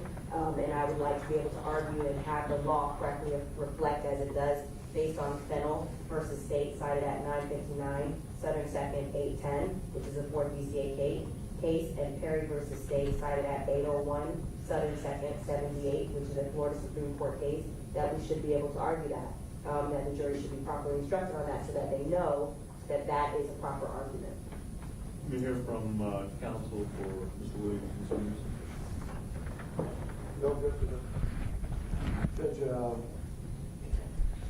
if it's a special, I don't know that, including it there in this, the first degree murder is the appropriate place for it. I don't think it's necessary under the criteria cited by Mr. Kimmock in terms of helping the jury understand. So I would object to this line. All right, well, I mean, it's not a special as a separate special, but. Judge, I have no further objection beyond the objection that came up in for the record. Okay, so you're adopting his argument? Yes, sorry. Okay, no worries.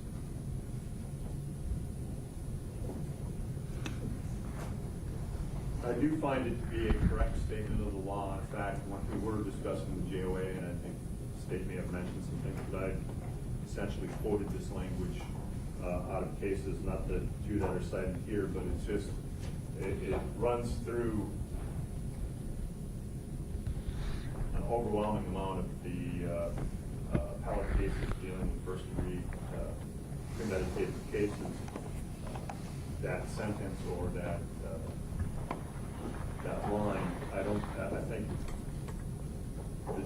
instructions are meant to help guide the jury to make a proper finding in accord with the law.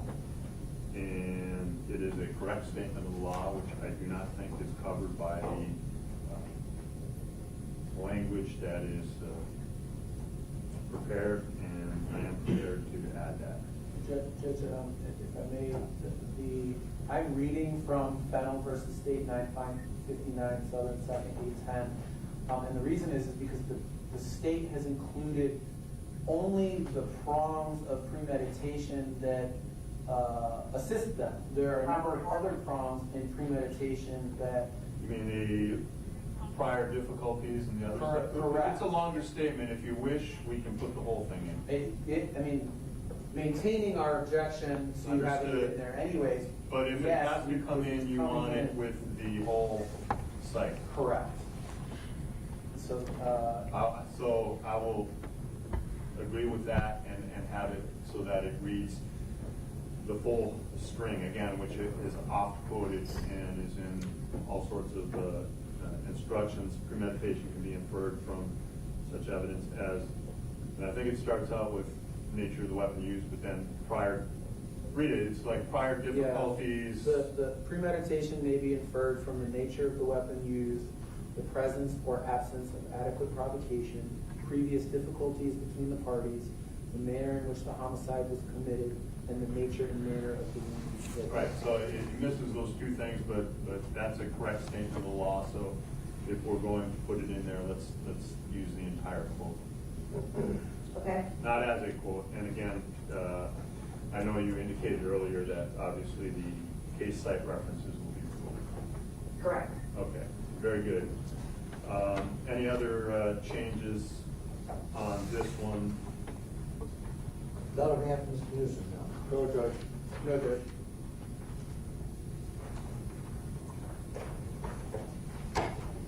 And again, even though it does not mention any of the defendants individually by name in the instruction, I will read it 3 times. I will say, and how I will do that is, after reading the prior instruction, then I will say, here's the instruction on first-degree murder with respect to Mr. Boatwright, with respect to Mr. Williams. It says that the names are in there in count 2. Okay. Or element 2. The death was caused. Okay, good. Yeah, all right, I see it. All right, very good. All right, then we have the felony murder. By the way, I mean, if you want, we can have our discussion on that. The state has provided a number of cases on point on that. The defense hasn't presented me with any that say that they're not allowed to argue either theory, even if only premeditated was charged in the indictment. Yes, Judge, I can see that Florida law permits the state to do it. We nevertheless object as to Constitution due process rights with Mr. Boatwright to be advised of the full charges of him. All right, and again, in addition to the cases that the state provided me with, which were Crane versus State at 894 Southern 2nd 59, 2004 Florida Supreme Court case. Parker versus State, 904 Southern 2nd 370, 2005 Florida Supreme Court case. Mansfield, 911 Southern 2nd 1160, 2005, again, a Florida Supreme Court case. The court also would cite to Weatherspoon, Weatherspoon, v. State at 214 Southern 3rd 578. That's Florida Supreme Court 2017.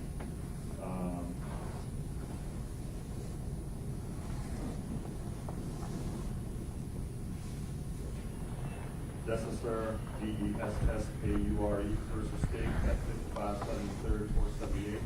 Florida Supreme Court 2010, and Stanley versus State 57 Southern 3rd 944. That's out of Fort DCA 2011. All holding that it is sufficient notice in an indictment if you charge premeditated first-degree murder, that the state may also argue felony murder, as long as there is some where in there where the felony is either charged or explained, and in this case, since the qualifying felony is robbery, and that is actually a charged offense, and since the jury will be fully instructed on that charge and element, it's fine. But I thank counsel for conceding on that, although objecting, I guess, in hope of future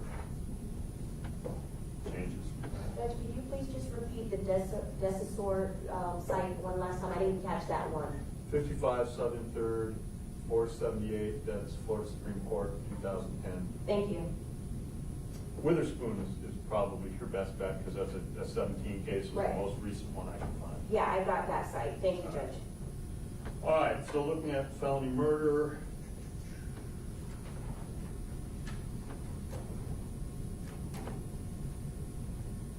Again, it enumerates robbery. It's got the definition of robbery.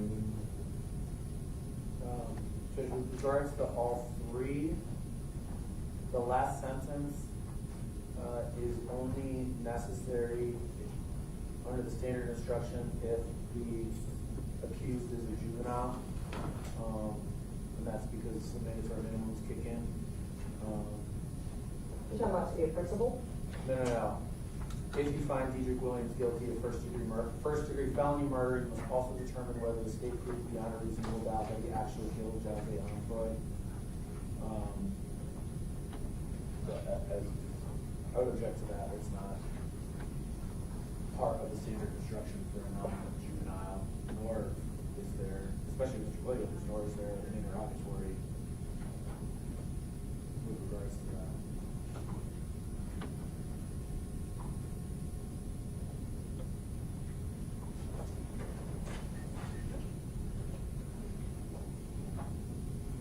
The standard instruction has that language.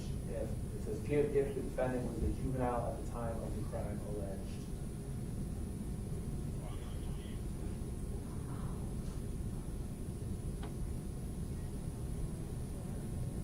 I'm pulling it up. Hang on a second. I'm looking.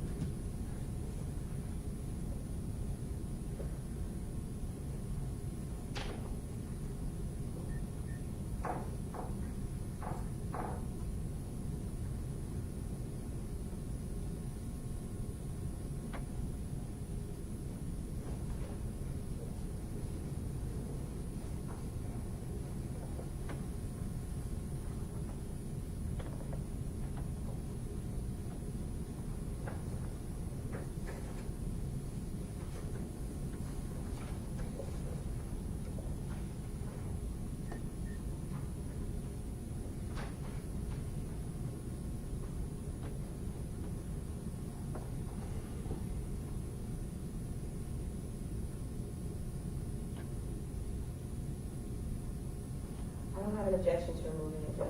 Yeah, that's really a result of, I think, Graham Miller, right? The new the statute that was adopted by the legislature in response to that. Yeah, so we don't need that last sentence. And then I assume we're gonna take out the, highlighted. That's Yes. in my email. That's throughout the whole document, the highlighted and bracketed stuff. I only left that in case there was any questions regarding the interlocking counts. All right, and so again, it's the same instruction for all three with the exception of that their names are in each one. Yes, Judge, it is in each one. Right, that's what I'm Yeah. saying. The instructions are the same on all three of those, so. Yes, So we'll be taking out that last sentence in all three.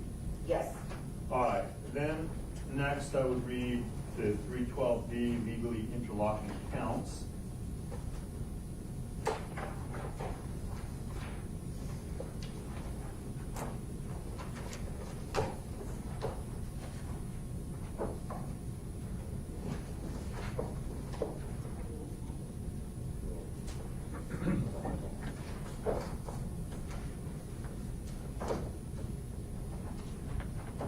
I have no objection.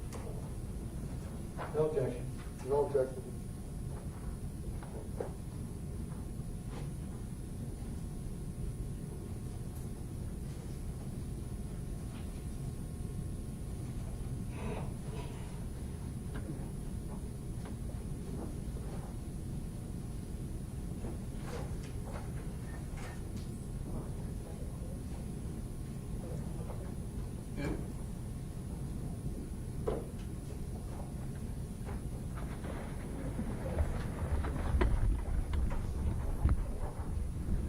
Count one.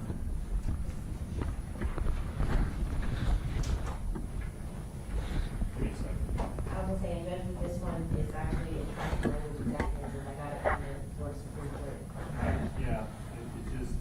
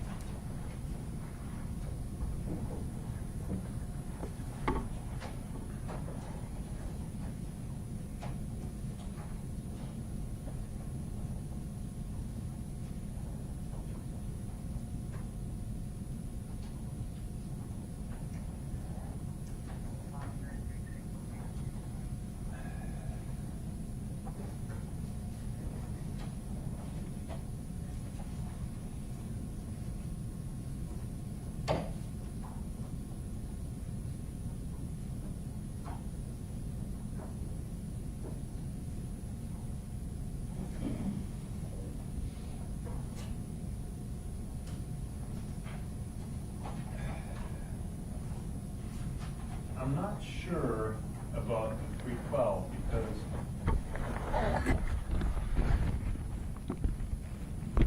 is it a truly inconsistent verdict if the jury were to find that there was a homicide without a robbery? On the other hand, could they find a robbery without a homicide? The only time they're actually linked is under felony murder, but not under the premeditated. If you have premeditated murder, it is not necessarily legally interlocking with robbery, and certainly they could be acquitted of the murder and still found guilty of the robbery. Where this says, if you don't find them guilty of the murder, you can't find them guilty of the robbery. I don't think that's a correct statement. So you're saying in the event that the state had indicted them as saying no premeditation and it was only felony murder, with the enumerated felony being robbery? Then you would have to say that you cannot find murder unless you find robbery. Right. Right? But because But it's you also could find robbery without finding the murder. And this says, if you find that the crime charged in count one has been proven, you must have. The second paragraph is correct. It's the first one.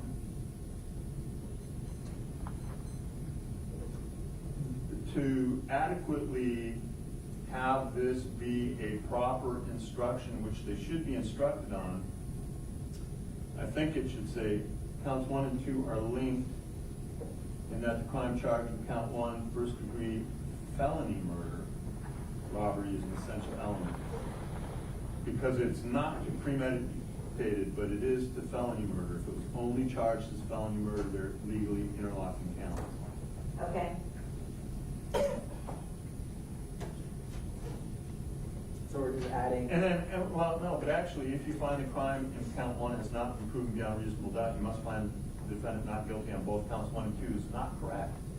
They can legally find, it's not inconsistent for them to find a robbery without finding a murder. If they believe, for example, that they aren't principals or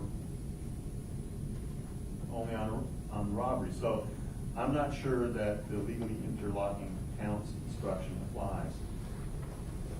If it does at all, it is only with respect to count 1 under a felony murder theory, not under a premeditated theory, and it does not apply to the robberies standing by themselves. Am I wrong? No, I understand what you're saying.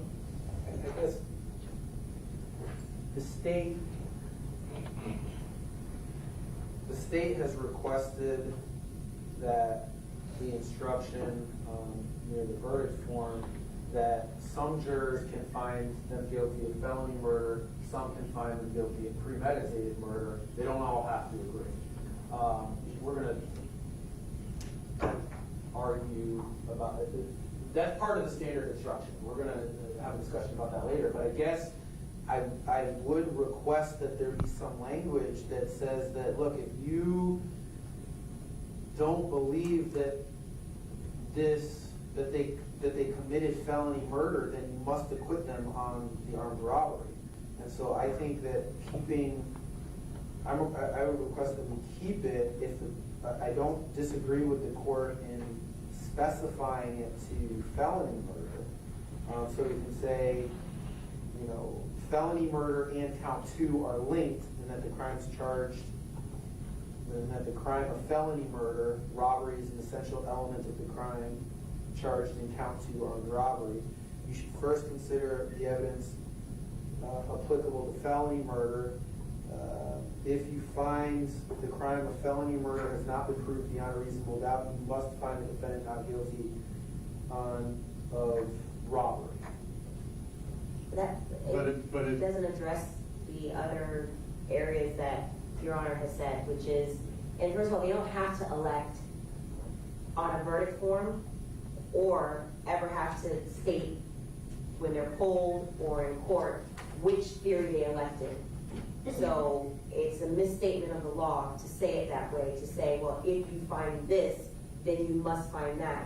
Because one of them could find that it's felony murder, guilty of felony murder, and the other 11 could find that it's premeditated, and they never have to say that, and they never have to indicate why, as long as they say guilty of first-degree murder. So based on the concerns that Your Honor has raised, I would argue that then we remove the legally interlocking counts instruction, because it's more confusing than it is assisting them and aiding them with what the law states. It becomes a misstatement of the law. True and consistent verdicts are those which an acquittal on one count negates a necessary element for conviction on the other count. So only with respect to felony murder, but not to the robbery. And this,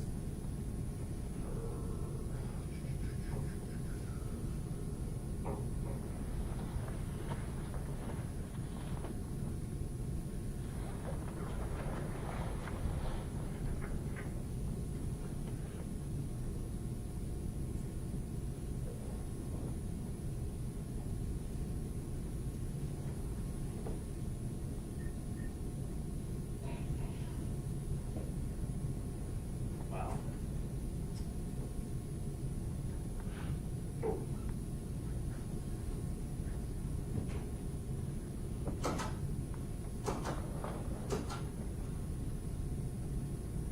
I'd also point out that I'm looking at the comments under, I guess these were the legislative comments under the legally interlocking counts, and technically, we have not charged felony murder. because it says, and if we're reading this as black letter law, legally interlocking crimes are charged when the crime charged in one count of the information or indictment is an essential element. What the defendants have been charged with, technically, is first-degree murder. We're allowed to argue the alternate theory, but it's not charged. So technically, I don't think that it would apply, just because reading this as plain black letter, it's not something that we charged. Right. I don't think legally interlocking counts applies because it's misleading in that the way it ties them together. Specifically, as it's read, it talks about if you don't find count one, you can't find count two, which is just not the case here. Now, what I also don't like is, and really this should be read after, behind the verdict forms and not at this point, which is why it's the 312. What I would say is what we have, what you printed out after the verdict forms, I'm jumping way ahead, guys, is the 312C, multiple counts, multiple defendants. But the way that reads, it says, a separate crime is charged against each defendant in each count of the indictment. Defendants have been tried together, however, charges against each defendant and the evidence applicable to him must be considered separately. That really addresses the fact that a finding of guilty as to one of the defendants must not affect the verdict as to the other defendant. And it says, or other crimes charged, but the single defendant, multiple counts or informations, says the finding of guilty or not guilty as to one crime must not affect the verdict as to the other crimes charged. I would propose that we tailor that 312A, take out the thing that says single defendant, just multiple counts, and say a separate crime is charged in each count of the indictment, and although they've been tried together, each crime and the evidence applicable to it must be considered separately and a separate verdict returned as to each. A finding of guilty or not guilty as to one crime must not affect your verdict as to the other crimes charged. And then follow that up with separate crimes are charged against each defendant. So two separate instructions instead of trying to have it as one. Because they should be instructed that not only can they find that they're finding them guilty on one count doesn't force a finding on another count.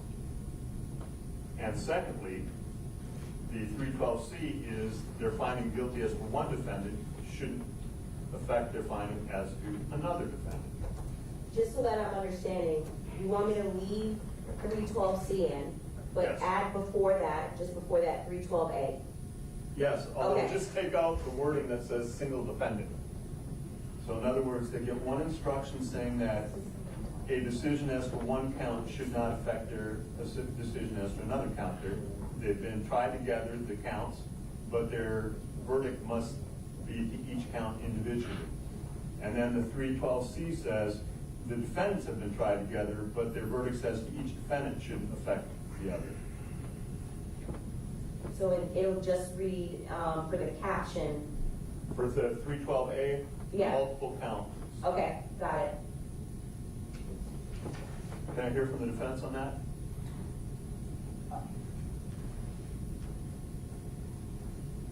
Could I object? I understand what the court is saying as far as, premeditation. They can find a premeditation. Felony murder and armed robbery are legally interlocking accounts. The state is proceeding under, in part, a theory of felony murder. Hold on a second. Moving up, put interlocking counts aside for a second. I'm just talking about instruction 312C, multiple counts, multiple defendants. Well, I think does not adequately tell them. I would like it separated that counts are distinctive and defendants are distinctive. I think that protects the defendants. And so instead of just reading the multiple counts, multiple defendants, because that really just talks about finding as to one defendant, but it doesn't talk about finding as to one count.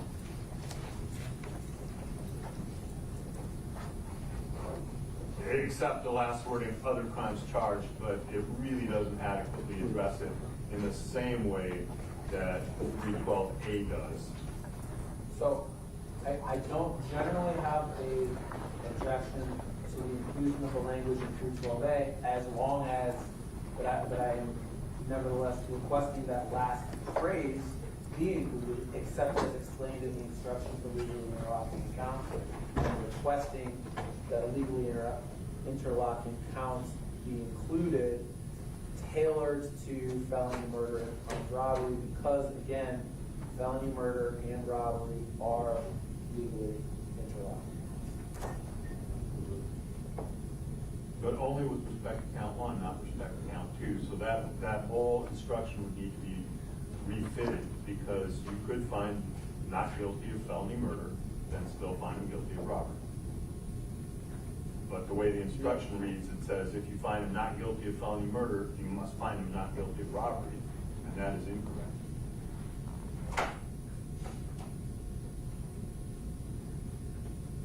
So the sentence of that, of 3.12A will end with, the last sentence will end with, at charge, the bracketed language will be removed since we're not including the interlocking counts instruction, correct? At this point. Okay.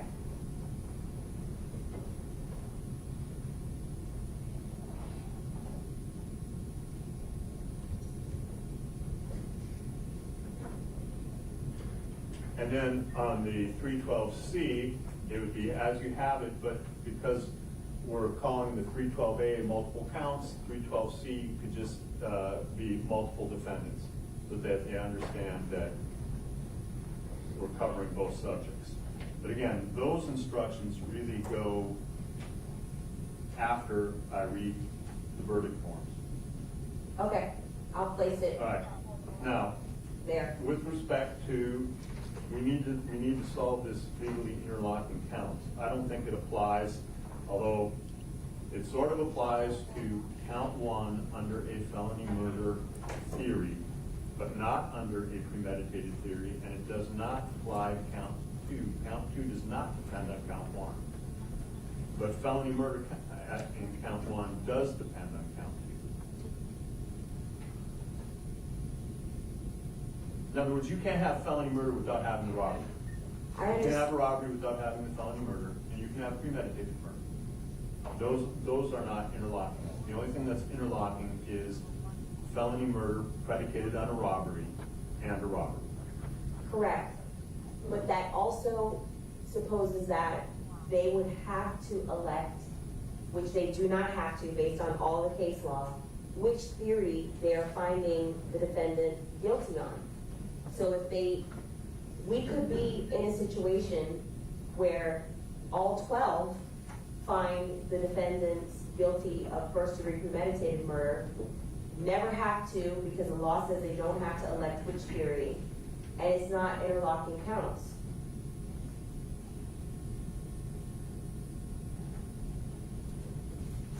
I don't know how we can fix this.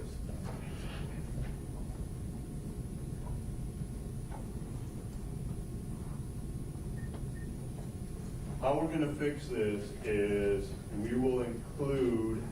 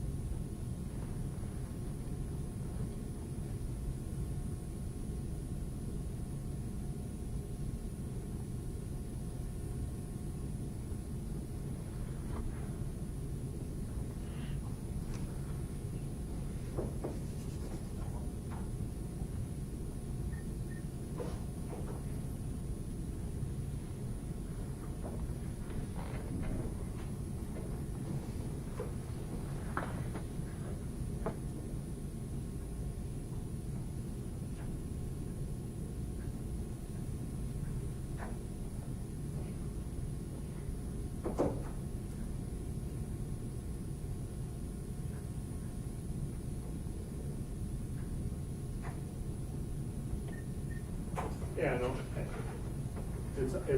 it's unnecessary. The felony murder statute itself, as an element of it, says commission of a robbery and gives the definition of a robbery. So the fact that it is a necessary precedent is already in the felony murder statute. The illegally interlocking counts is just an incorrect statement of law as it exists to count 1 and 2. Okay. So, over objection, if there still is any. Yes, I'm not. yes, Judge. Okay, I'm not going to read 312D at all, but I will ask again at the appropriate place to have the multiple defendants and the multiple counts broken into 2 instructions. Yes, I have that. Which we discussed already. I have that notated. Okay. Now, all right, so getting back to the order of things, we've just gotten done reading premeditated murder and then 7-3 felony murder first read as it is. Then I would read Page 21, 3.4. see again, this is sort of an order thing.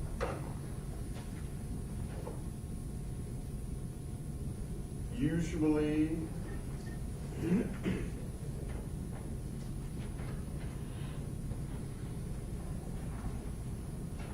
where's my armed robbery instruction? Because you have a robbery one in there. Am I missing it? So Judge, when I looked on the Florida Supreme Court criminal one, it had it under 15.1. And then it had also the enhancer under, I believe, 775.087 regarding the There's firearms. no separate instruction, it's all part of the 15.1. It's in there. It's in there, Judge, it's after the homicide instructions. No, in the robbery 15.1 at the bottom, it discusses the firearm. Right, that's what I say, it's all part of it, so. Hopefully you guys can understand how I'm saying this. But what I usually prefer to do is read the charged offenses before I read 3-4, even where there's multiple counts. Okay. So I would, right after reading the murder 1 premeditated and murder 1 felony murder, those are the count 1, then I would say with respect to count 2, robbery, then I would read the robbery instructions. So Okay. let's pull those up at this point. So Instead those of reading all the lessers for murder and then reading robbery, we do lessers after we read all preliminary charges. Understood, so it's gonna go premeditated murder, felony murder, robbery. Then 3-4 Then, okay, lessers. that's fine. All Okay, right. I would ask that we So do- let's look at 15.1 robbery.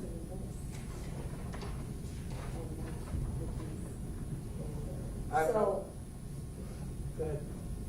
here's the only wrinkle with that. So, in the order of how Your Honor is stating to read it. I'll have to read it twice. Oh, okay, so if you're gonna read it twice, because then the principle and the aggravation with the firearm. Got it. So I'll add it twice. Understood. So, well, we'll get to that part after. So I've just, once again, I've just read felony murder. Now, next will be robbery. And even though it doesn't say it on here, usually I will, as I'm reading it, say it now. With respect to count 2, robbery. And so I define it there. Okay.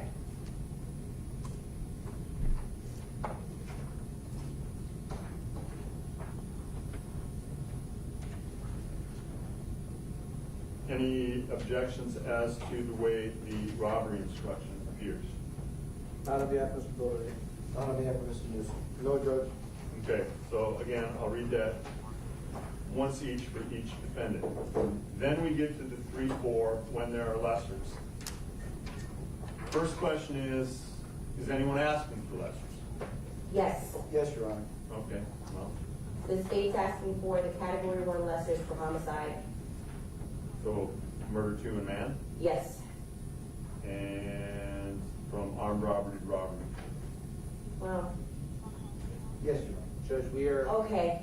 I wasn't originally asking for it, but if they are, I mean, it goes If one in side there. asks we all get. On behalf of Mr. Boatwright, we're asking for robbery. We're also asking for category 1 lessers and petty theft of assault. Joy? Joy? So, assault was not charged. It is, I'm looking at the indictment right now. It was a or. By the use of force, violence, assault, or putting the said Jahseh Onfroy in fear. Once you have the word assault in there, it's correct.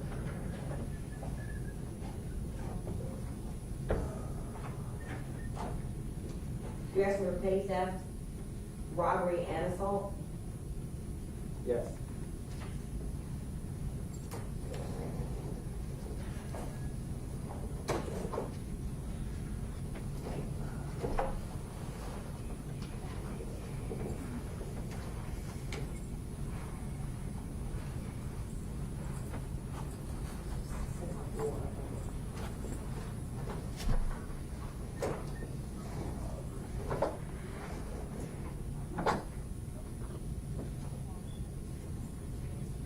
Judge, my only argument and objection is that it says or, but otherwise I'm not, if Mr., on behalf of Mr. Boatwright, if they want it, then so be it.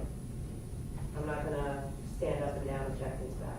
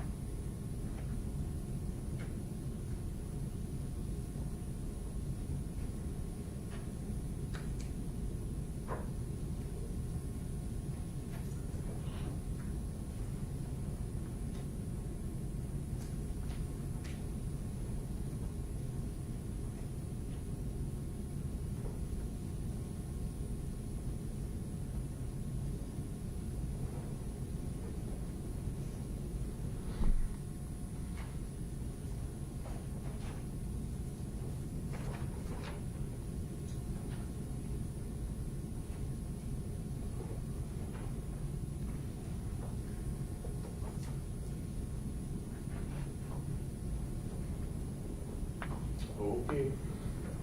You guys want to take that? Well, when you say you guys, Mr. No, Boatwright's the only one. I'm asking. Oh, okay. If someone asks for it, they're going to get it. Okay. We'll join on behalf of Mr. Newsom, Judge. I don't think we can do it differently. All right, so the Cat 1 lessers.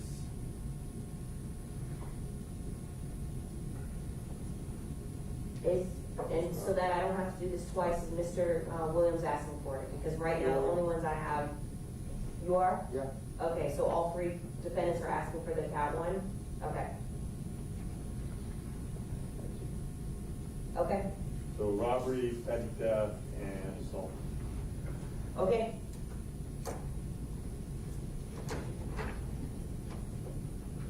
Okay, so you'll add those two in there, otherwise the instruction could be correct. Lessers for murder in the first degree or murder in the second degree in man. Lessers for armed robbery is robbery, petty theft, and assault. Then I will read murder 2.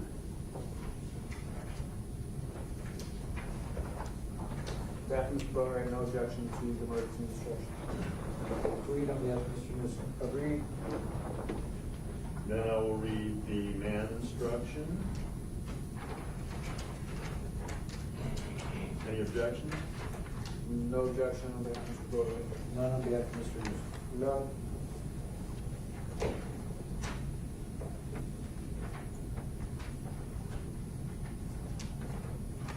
Then I will read the aggravation by carrying a firearm to Mr. Boatwright and Mr. Newsom, but not Mr. Williams.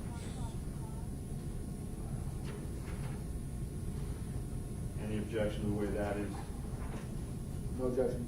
No objection. No objection. Okay.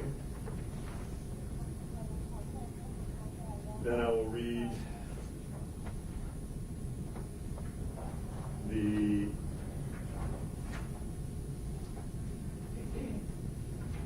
robbery, well, actually, before I read the aggravation of crime, after I read manslaughter, then I need the robbery instruction 3 times again, because but this time, because it's just robbery,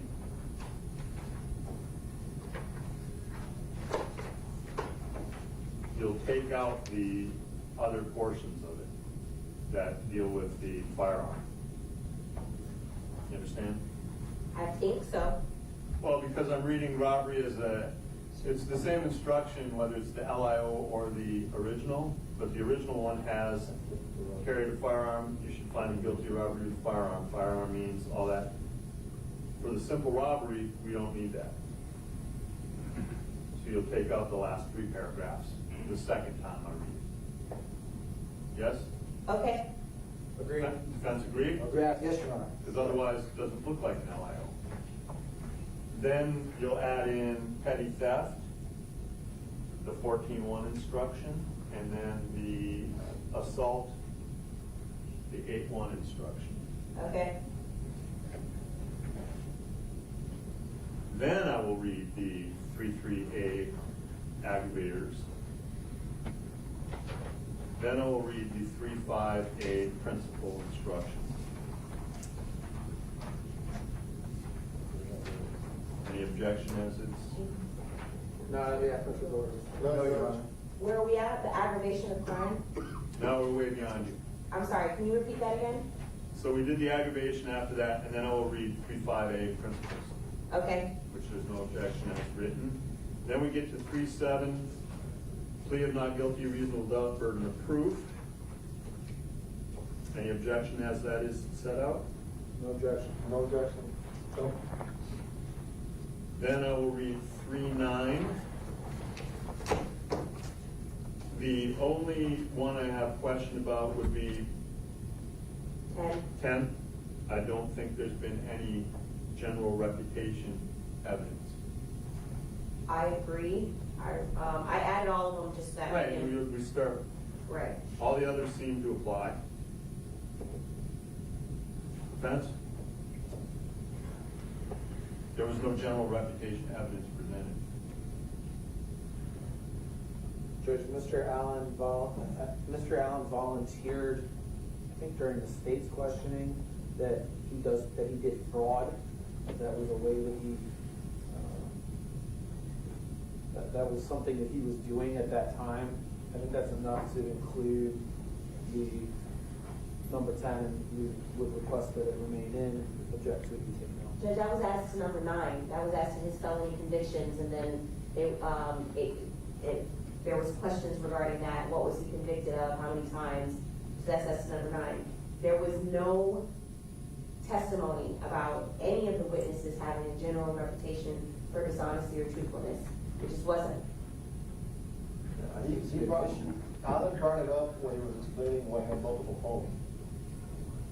He brought it. That is not That's satisfying. not general reputation. General reputation is how people in the community feel about you.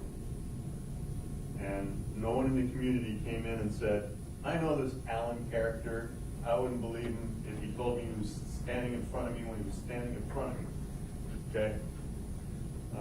That's what that instruction really goes to, is general reputation, not his self-assumed reputation, any more than if he got on the stand and said, I am the most truthful, law-abiding, trustworthy person you will ever know, he would not get a trustworthy instruction. Because that's not general reputation. He did admit that he lied on various occasions. I understand, but general reputation is how do other people view him. Got it. And there are a bunch of specific rules in the evidence on how you get general reputation evidence in, when it becomes, and this instruction deals with when that evidence has come before the court. That hasn't. All his other statements, they're fair argument, they're out there, but that's not part of this instruction. And you do have the convicted of felony or misdemeanor, whatever.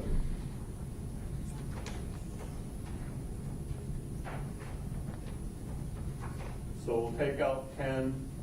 Are you guys still objecting to that? Just for the record purposes? Yes. Yes, Judge. All right, over objection. I'm taking out 10. And otherwise, Judge, we are requesting the standard instruction on accomplices and informants.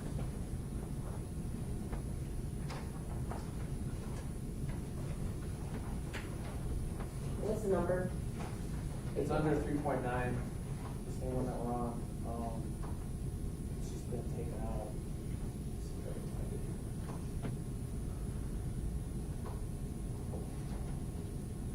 If you go to the 3.9 standard instruction, it's the paragraph under expert witnesses. It's the same paragraph that I referred to during Fort Dyer. yes.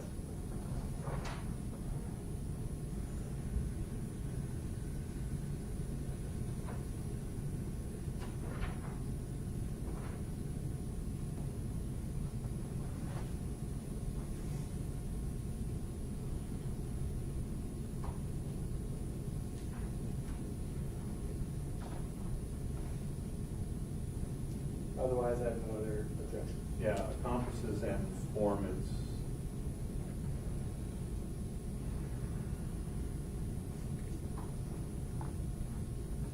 How do you want it tailored? Because there's brackets there. Yeah. For example, a witness who claims to have helped the defendant commit a crime. That would apply. Or hopes to gain more favorable treatment in his or her own case. That would apply. The middle one does not seem to apply because he certainly was not given immunity. I agree. Agreed. Okay, so just add that in after expert witness, but before witness talking to the lawyer. Okay, hold on, I'm gonna try to add it in right now. Just wait. No problem. Okay, you want it added where, Judge? It comes after expert witnesses, which are, if you're looking at that, it's on the second page of it. After expert witnesses, okay? But before it's entirely proper. So it just fits in between there. Okay? Everyone agree on that? You said there was a middle part that should be taken out? Where it says, the parenthetical has been promised immunity from prosecution.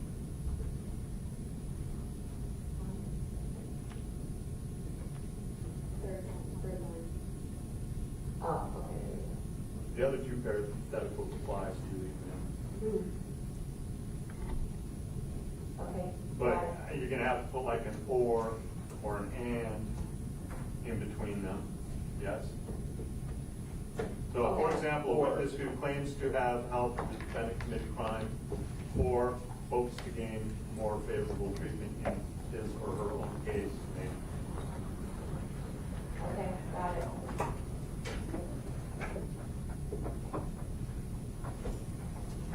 For what it's worth, I'm guessing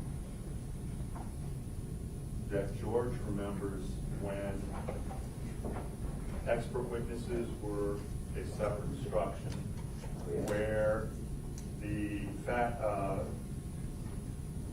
a witness talking to a lawyer should not be discredited. It used to be part of 310. Just for my own edification, the reason it changed, I wrote the change. I said, why do we have witness should not be discredited talking to attorneys as part of your rule for deliberation as opposed to weighing credibility of witnesses? It doesn't make sense, and we should move this. So I proposed this change. This is like my one permanent thing that's happened was like I changed 3.9 for better or for worse. But do something about reasonable doubt too, but it's so maddening. yeah, I'd like to, but that's been tried before too. You probably remember that as well. Oh, yeah. Yeah, didn't go well. It's gonna get worse, I think, if I remember the legislature at the time. The feds have a nice instruction. In any event, so that's 3.9. Then 3.9A, defendant not testifying. We're good with that? Yep. No objection this No time, objection. Mr. Kimball? No objection. No objection. 39B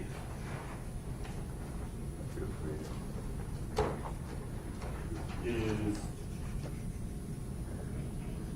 Dedrick Williams' statement. I just saw two typos. In number one, whether when Dedrick Williams made the statement, he had been threatened in order to get him to make it. He to make it, yeah, okay. In order to get him to make it. And Where are two, you? I'm sorry, where are you? 39B, Right under one? yeah, Oh, okay. says whether he had been threatened in order to get he to make it, it should be him. Okay. And the same thing in number two, whether anyone had promised him anything. Got it. good catch. Thank you. Old English teacher. All right, anything, any objections? Looking for, no, Your Honor. All right, 39C, eyewitness identification. No objection. No objection, no objection. We like it as written.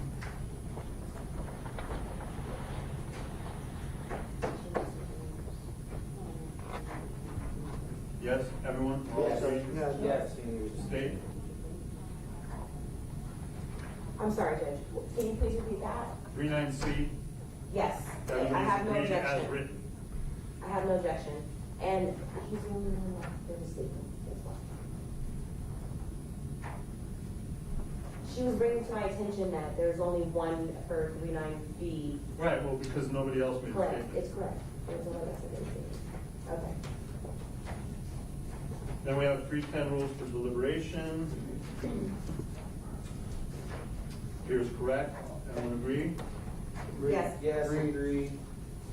Just to go back to 3.9B, defendant statements. I accept the instruction not waiving, we had objected to Mr. Williams' statement being introduced at all, to the content of it, and I'm certainly not waiving that objection. Understood. Any way, manner, shape, or form. The agreeing to a instruction on evidence that you've objected to doesn't waive your objection to it, but I'm only asking here if you agree with the language for the instruction. So. Yes, Judge. Noted. All right, so again, 310, we're all good with that. 311 is the cautionary instruction. 312, verdict. So I'll remove the the italicized highlighted language, because I wasn't sure how the court was gonna rule when I prepared this, so I'll go ahead and remove that. Judge, because we objected, we obviously moved for JOA on premeditation, continue that, and because of that, we also object to this language, the last paragraph. Understood. Noting the court overruling that, you agree that in the position that you're at, that this is the proper word? Yes, it's part of the standard instruction. Everyone else agree? I join and have no further objection, Your Honor. Join on behalf of this position, as giving it this language. Thank you. All right. Then we come to the verdict forms themselves. On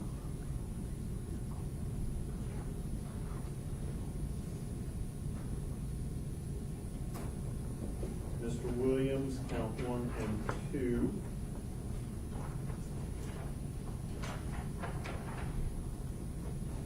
They appear proper. I think, we would just need the petty theft.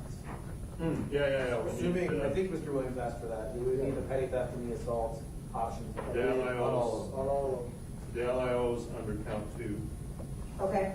Beyond that, no further objection. Then, for Mr. Boatwright, there are the interrogatories.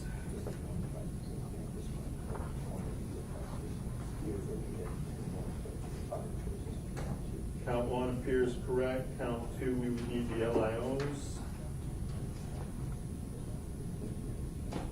Okay. The interrogatories appear correct. Do you agree, Mr. Kimmock?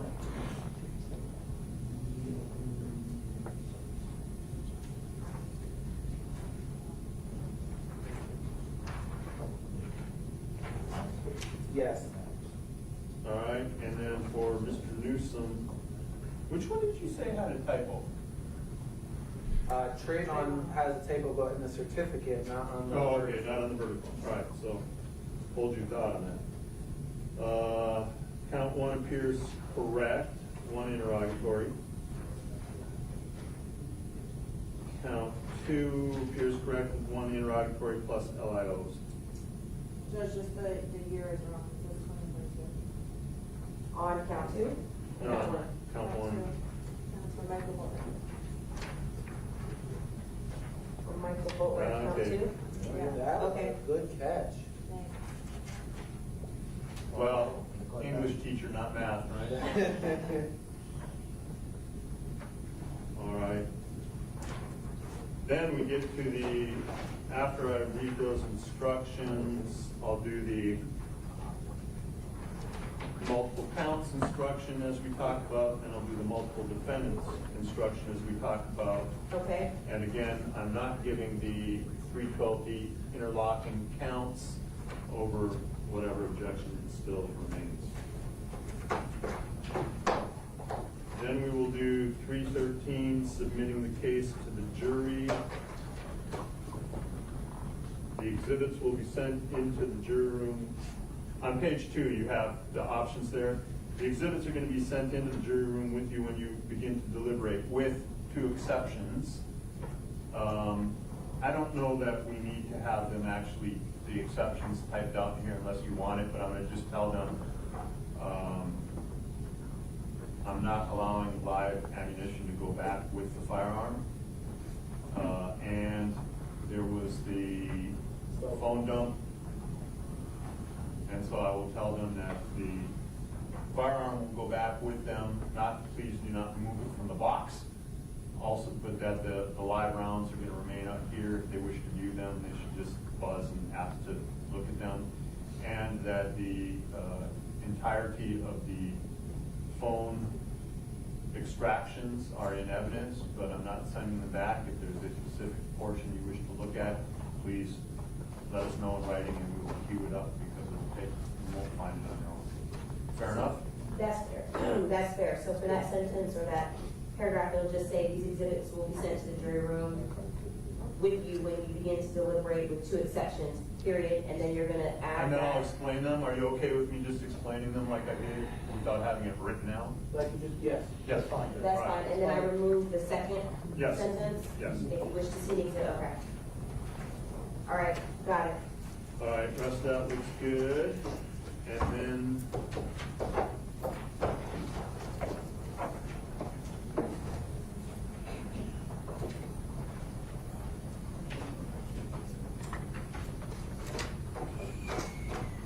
then we have our certificates.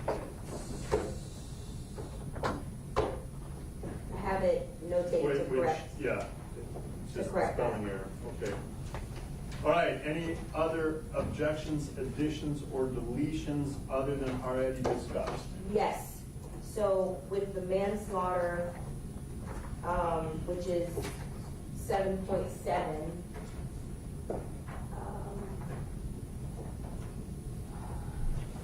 I had that the standard instruction has, well, first of all, I have it as 3 and 4.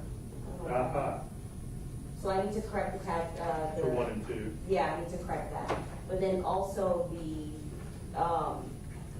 Yeah, you have it 3, 4, 5, 6.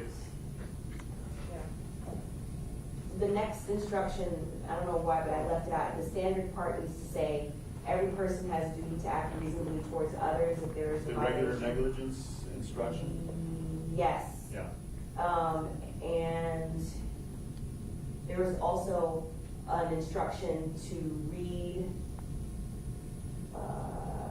on justifiable and excusable homicide in the absence of an express concession by the defendants that the homicide was not excusable or justified. So if they're not stating that under State v. Spencer, then the court would have to read that portion of justifiable and excusable homicide. The instruction says that it would be fundamental error not to instruct on that. But they have to, I guess they have to be colloquy regarding that. that they are not, that there's an express concession that the Does it homicide have to be read as part of 7-7, or is the fact that it's read in introduction to homicide? Because they're already instructed in introduction to homicide. So what is everyone's position on whether you want me to re-instruct as part of the LIO manslaughter? Well, it says it in the bracketed part that the explanations of justifiable homicide, excusable homicide are in instruction 7.1. So that, I guess what Your Honor is asking would qualify under that. Weird, I may have to go there. Does it say in there that they are already in there and you have to read them again? Or does it say that if they're already been read in 7.1, we're okay? I think it's more the latter, but it doesn't say it that way. It just says the explanations of justifiable homicide and excusable homicide are in instruction 7.1, introduction to homicide. So it's included in that. So Your Honor's going to be reading it. So Right, they're already instructed on that. Correct. I think we're okay. Any objection to that format? On behalf of Mr. Newsom, no objection, read it once, doesn't need to be read twice. No objection. Agreed, no objection. Okay. Okay, so then the language then, every person has a duty to reasonably act towards others, is going in along with in order to convict by manslaughter by act.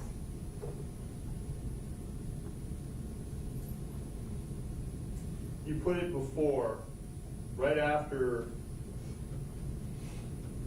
the 1 and 2, then you read the, if I'm remembering correctly, then the next thing that comes is the definition of regular negligence, and then it's followed with that sentence that you have there: defendant cannot be guilty of manslaughter by committing a merely negligent act.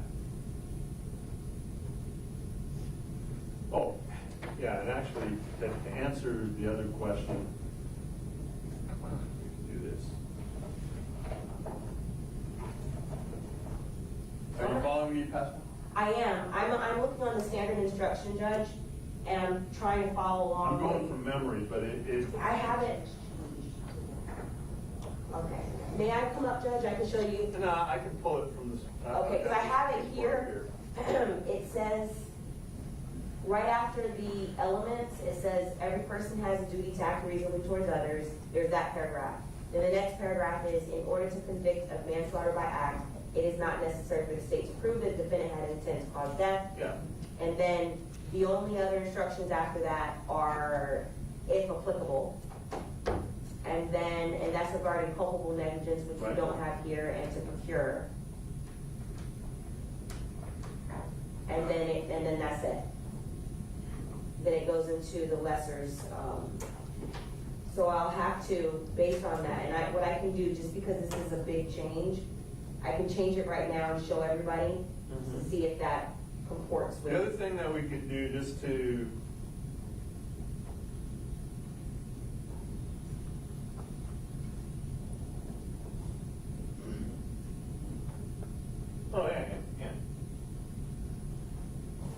see, it's exactly what I was going to tell you to do. Okay. Where it says in that sentence, defendant cannot be guilty of manslaughter by committing a merely negligent act, or if the killing was either justifiable or excusable, or was either justifiable or an excusable homicide. Either justifiable or excusable homicide. Well, that's English, man. That's poor grammar. So. But it in the instruction there it says, as I have previously instructed you. So throw that sentence in there. That's what I was going to suggest doing anyway. Where, Judge? That part you lost. Do you have the manslaughter instruction that you had before? That first sentence after paragraph 1 and 2, the one that says the defendant cannot be guilty. Okay. All right. It ends in excusable homicide, period. The way it is in the instruction and to make the references, instead of period, make it excusable homicide, comma, as I have previously instructed you.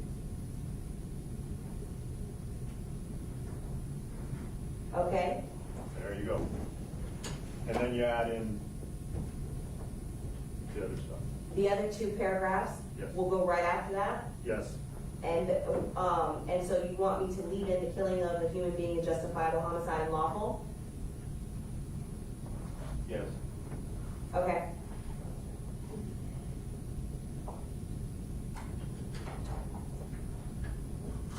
Got it. Does everyone understand what we just did? All right. I will Well, I mean, I will what we're once I see going it. to do anyway is, now that we've made all the changes, once you have put them all in proper format, why don't we break for an hour, you guys go have lunch or whatever, come back with a final copy and we'll run through it to make sure it comports with everything. Yes? Okay, that's fine. Something a little quick matter, Judge, if I might. I believe during the trial you mentioned that you would reread an instruction at the end based on what you crafted regarding one of the instances in which the jury heard information they shouldn't have. The one I'm referring to is the gang members. You crafted an instruction, and I have the transcript of it, which I believe you said you would reread at the end of the trial as well. And I'll show it to you. Yes, please. You said you'd reread it, I think, in the sidebar, and that's not true, but on page 32 of the transcript of the proceedings on February 10th, right after we had the respective gang members, we went on for about a page and a half, and very carefully and aptly, I thought, pointed out to the jurors that when they hear these kinds of things, they have the capacity to disregard them, you're telling them to disregard them. In the next page or so, I think it was what you indicated you were reiterating for the benefit of the defendants that had that testimony entered against them, and unfortunate as it may have been during the course of this trial. But they didn't have any of that testimony entered against them. Well, he said they're gang members in response to his response as to why he feels afraid. So where did they? Robert Allen. Remember when he said they're gang members, and we had a long sidebar, and the court gave the instruction that I just submitted to it, and the court said that he would reiterate a similar instruction, if not identical, at the end of the trial to make sure I that... don't know that I meant that I would, and I don't know that you want me to say, by the way, Alan said, Well, I'm scared of them because they're gang members, and I told you to disregard that statement, because then I'm just highlighting that statement. But not specifically, Judge. Just No. a general statement. The other part of it, though, if what you're asking is, if you recall, when we started the call, I told you from time to time you might hear something that I will tell you to disregard. It requires some discipline. Yeah, something along those lines, Judge. That's what you indicated. To make sure that you disregard anything that was objected to, that I sustained or told you to Just a little disregard. reminder at the end, because you know how those things can pop up in deliberations, and they have to... I'm very comfortable doing that. Thank you, sir. Understand? I understand, I don't agree, but it looks like I've been overruled, so. Well, I think it's on the record, the court saying we put it in. I'm conceding again, it's a disagreement. correct And I statement. have trials. It's a correct statement, and it's proper guidance. Yeah. I just need to, because I want it to look like another instruction. Yeah, you know where we can put that, I think, is under the, what is it, 311 cautionary? Sure. That's where we go. Where I tell them to disregard anything I may have said or done which makes you think I preferred one verdict over another.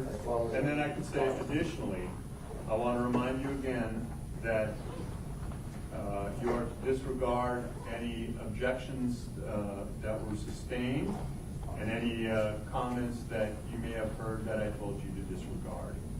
Did you want me to type that in? Yes. Okay. So you should.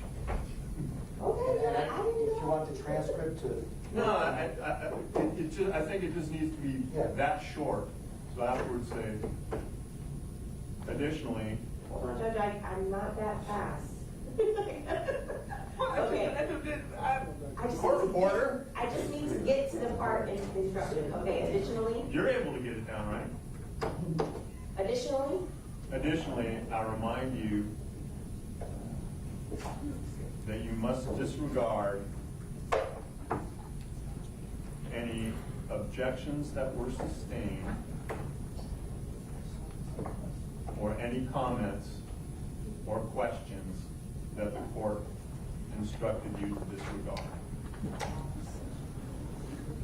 Does everyone agree with that? Yes, sir. Yes, Thank you, Judge. I drastically have to use the bathroom.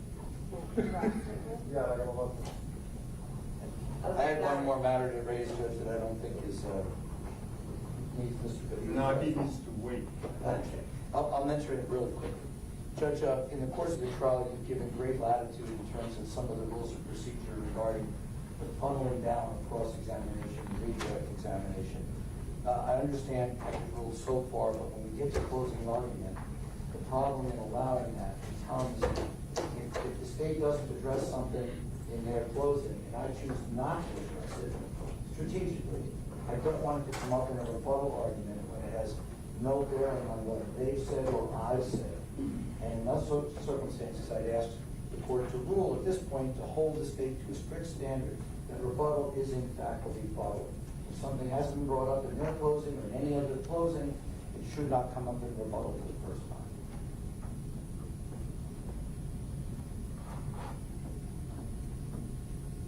Okay, so then he's asking that I just follow the rules of rebuttal? Right, because Essentially? Yeah. Okay, Yeah. so, Rebuttal's rebuttal, it's not new argument. okay, I'll follow the normal rules of So, rebuttal. in other words, throw it all in there on your first argument, don't save anything for rebuttal, okay? Because I've seen prosecutors do that, I've seen courts allow it, but in this case, with all the landmines that we're trying to avoid, it's going to be very difficult for us to fashion a closing that doesn't, that addresses everything. If we don't feel something needs to be addressed, it shouldn't come in. And it should not be The introduced. rebuttal argument needs to rebut arguments that are actually made on. Either by the, by any of the I understand, defendants. Mr. Rose, you don't Yeah, have to okay. explain. So, it's all agreed. Okay. Very good, thank you. So, let's come back,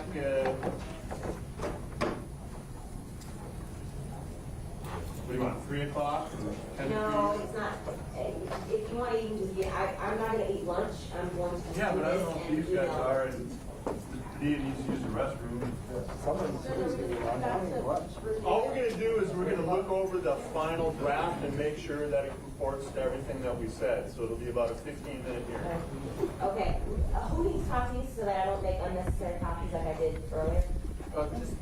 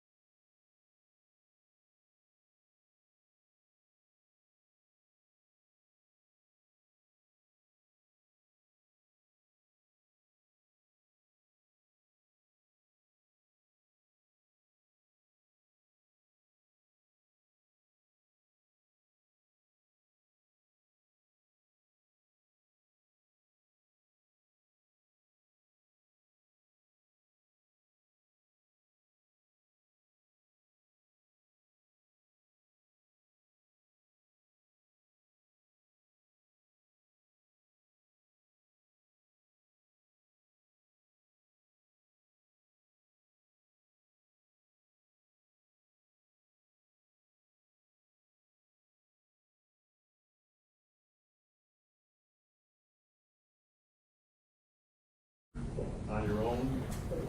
Well, I noticed a couple minor things. well, actually, let me do it this way. Let me go page by page. We got the cover sheet, Good, introduction to final instructions. good, Looks good. Statement of charge. good. Introduction of homicide. The part where the third paragraph down, instead of fixing the sentence, it looks like we just wrote a new sentence. Can you state which sentence is that? Yes, so a killing that is excusable, that sentence just needs to be deleted, because the second sentence is what we fixed from the first sentence.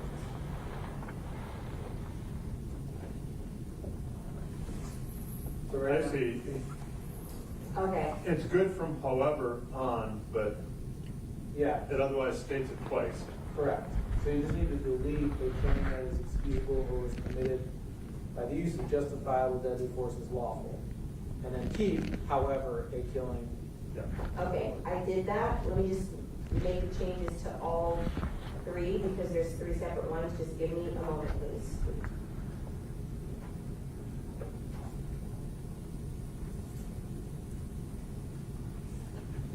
Can you print them here? I could print, yes, it'll be easier if I just print a specific page. Yeah, I mean, these 3 pages that you're fixing. Yes, Your Honor, I could do that. Because what I want to do is I want to have the set that I'm going to need good to go sitting here when we're done. Okay. Yes, I can do that. Just give me one moment, please. There's one more fix before you. On that same page, Mr. John? On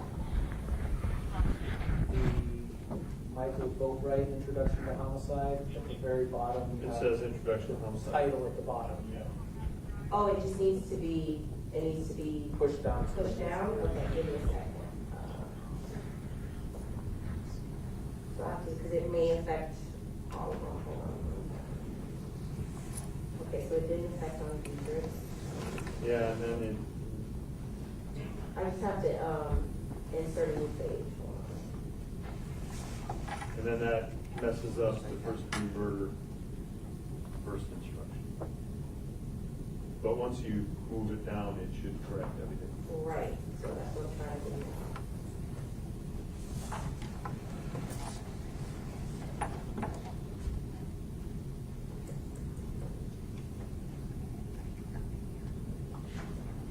Okay, I think I fixed it. Now, let me,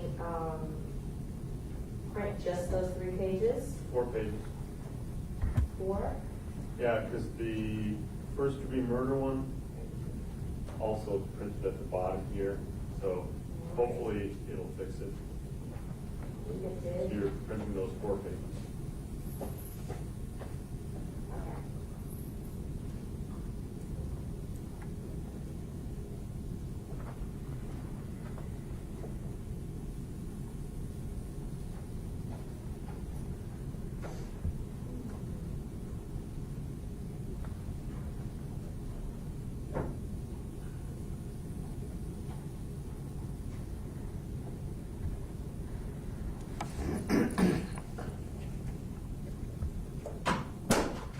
Okay.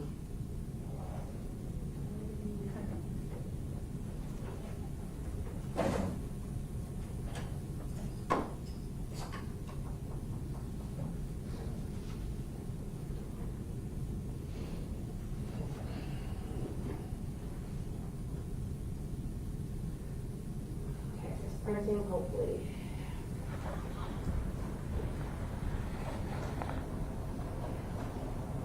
Mr. Picking, if you just asking what pages. If they're correct, I need 2 copies.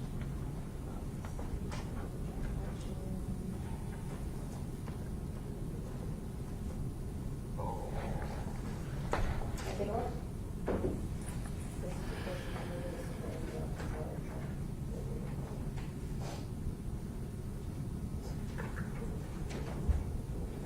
Mr. Rivera, Mr. Peter, want to see it? Print me one more. I want 2 copies. So.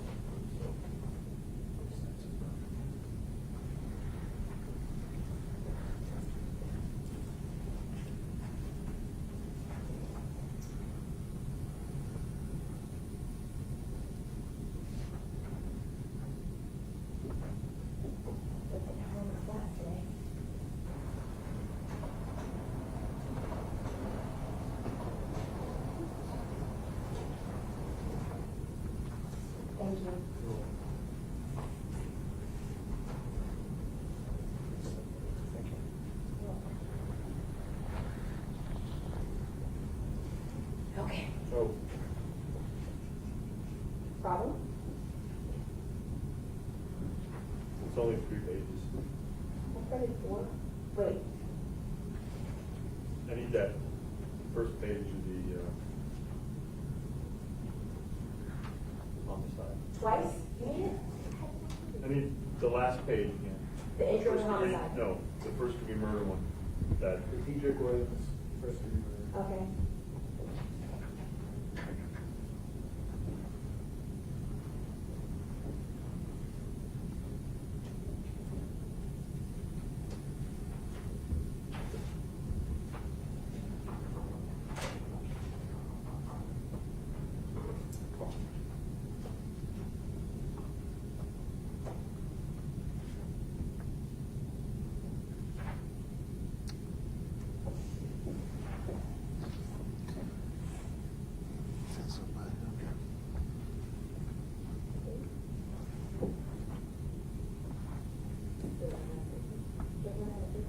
yeah, it might be wide. I'm just gonna check it out. Can you please check if it has paper? There's paper right next to it. Open it first. Yep. This is an outrage. What is it?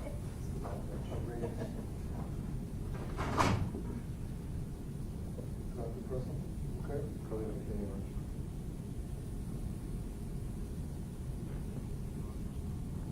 There you go. Good job.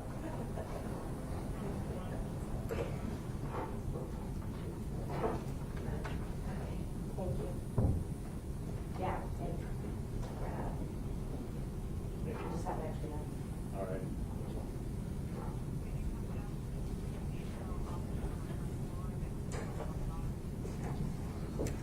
All right, so the 3 first degree murder premeditated. Those accurately reflect the Pardon?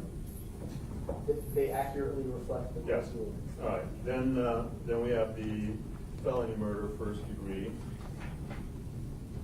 One for each. All 3 of those pages are good.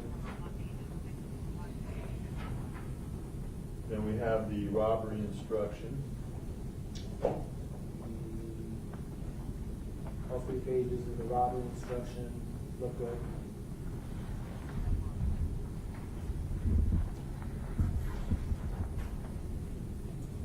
All right.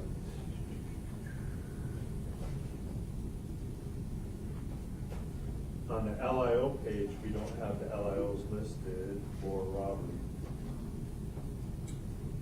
Right, we need to add petty theft and assault.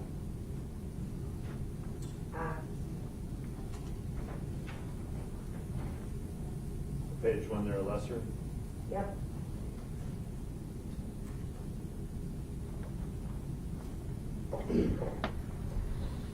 So change is to R. Got it. R robbery, petty theft, and assault. 22. Okay.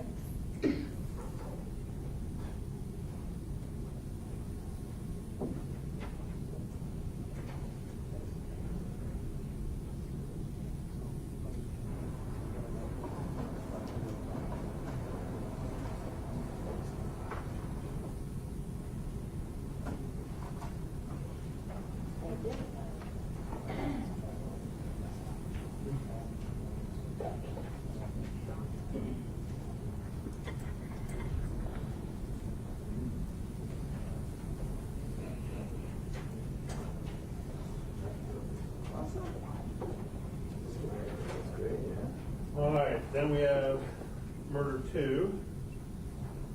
Those all look good to me.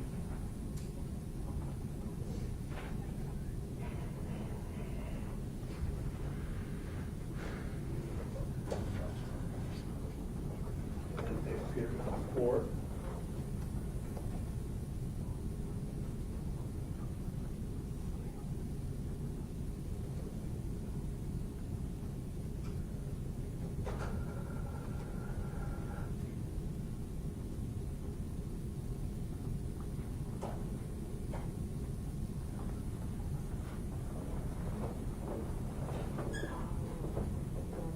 Yeah, we don't need that first sentence because it's now part of the second. Which one? The is it? first sentence Are under we number on- 2. I'm sorry, are we on murder two? No, we're on man. Murder 2 is all good. Okay. Go to man. Okay, See how you have the defendant cannot be guilty of manslaughter? yes. All right, that sentence is repeated as the second sentence of the next paragraph. So you can just take that first one out. Versus. Oh, okay, so take out that whole sentence, okay. Yeah, because it's repeated as in the Got it. next paragraph. And then I need to fix the bulleted numbers for, Yeah, once again, Michael 3, 4, Boatwright. and 5, 6. that needs to say 1.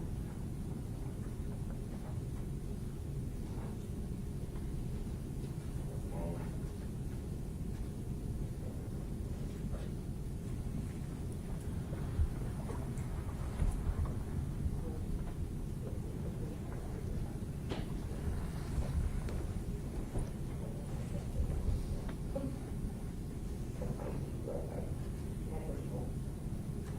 Okay, was that the only thing to fix this manslaughter before I print it?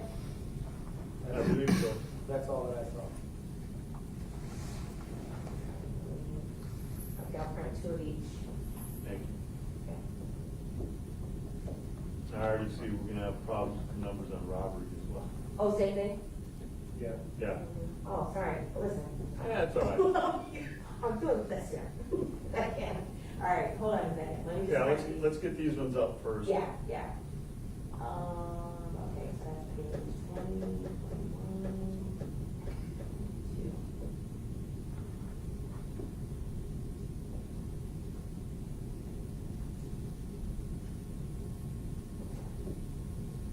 Those are going to print. You know, I don't want to throw hundreds of extra wrinkles in here, but given the length of these, it might not be a bad idea to have page numbers on the bottom, because I have had the experience before where jurors, I tell them, don't write on these, they're like, we got them all confused out of order, which one comes before which? Okay. And so maybe to help them keep them in order, maybe we add the page numbers back in. Okay, right now, or by tomorrow? Let's, yeah, by tomorrow. I just want to make sure the text on these is okay. Okay. But, counsel, what do you think about that? I have no objection to these numbers. Good idea, Jay. No objection. Okay. I'll print the final copy in this day or before tomorrow, and I'll bring it with me for it. Perfect. Okay. Huh?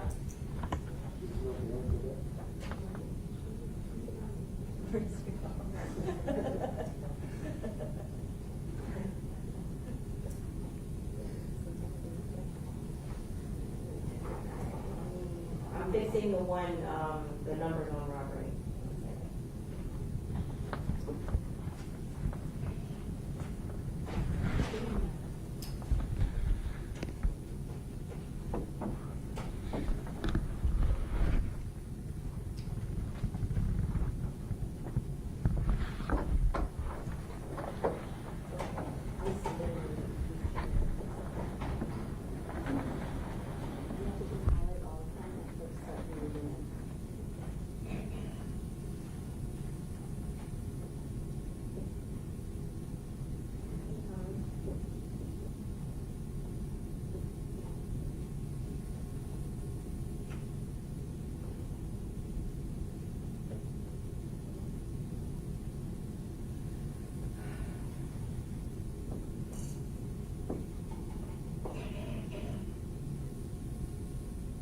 Almost there.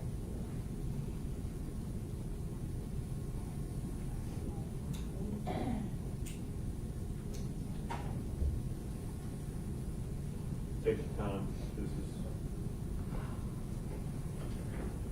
it's also been my experience that no matter how many times we do this, how many sets of eyes look at it, typically when I'm reading them aloud, I find small corrections that we miss.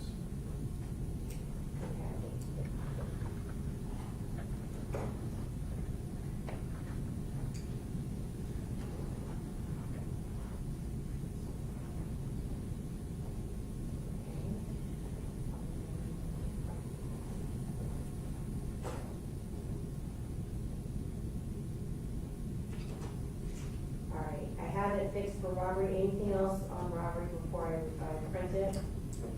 Nothing else that I see. Just be good. Okay, I'll print some copies.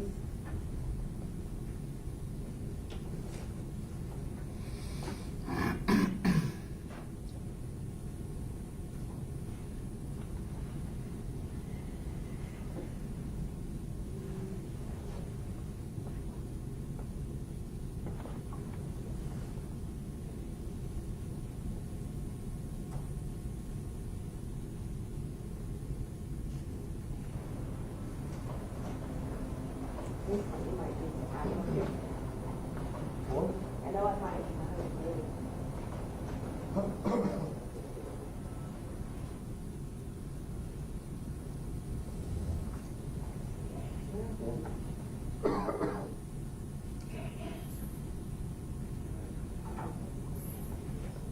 I think that should be it.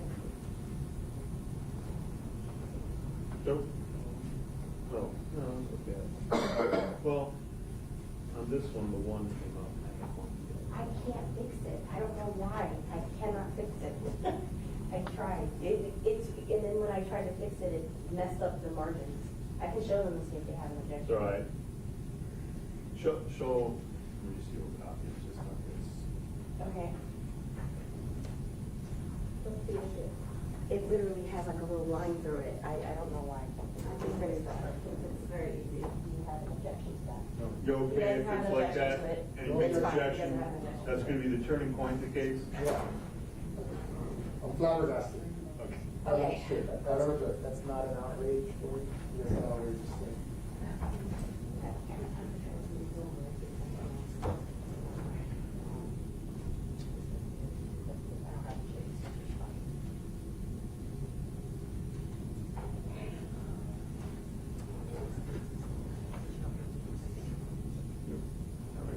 All right, on petty theft, so we're all good up to there. Now, on petty theft, I don't know that we need any of the things that follow the two elements, because grand theft is not a necessary lesser, cat one lesser. Only petty theft is. And petty theft doesn't deal with valuation as an M2. I agree, I had that highlighted as something. Yeah, if you find the Taken out. defendant guilty of theft and then it talks about 20,000 to 100,000 or any of those other things, we don't need any of that. Okay, so take out. Everything after sentence 2, the if you find, the value, and the exact value are not elements of petty theft. Okay. Everyone agree with that? Yes? Yes. Yes, sir.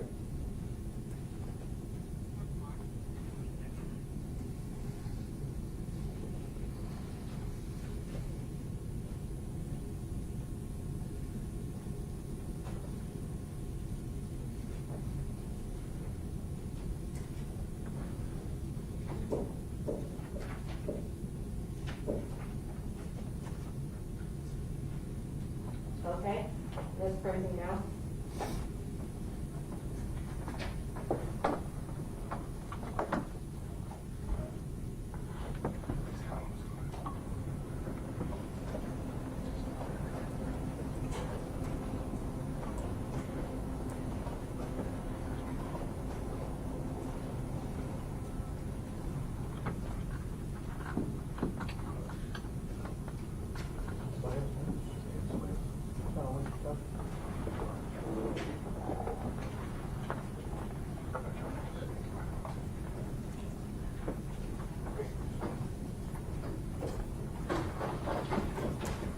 All right, then we have assault.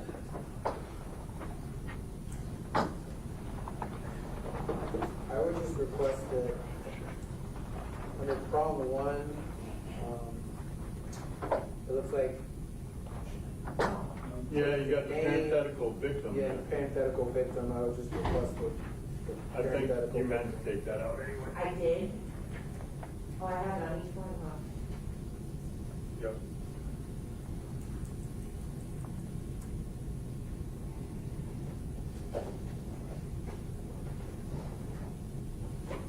Okay, anything else? I print it? That'd be it. Okay.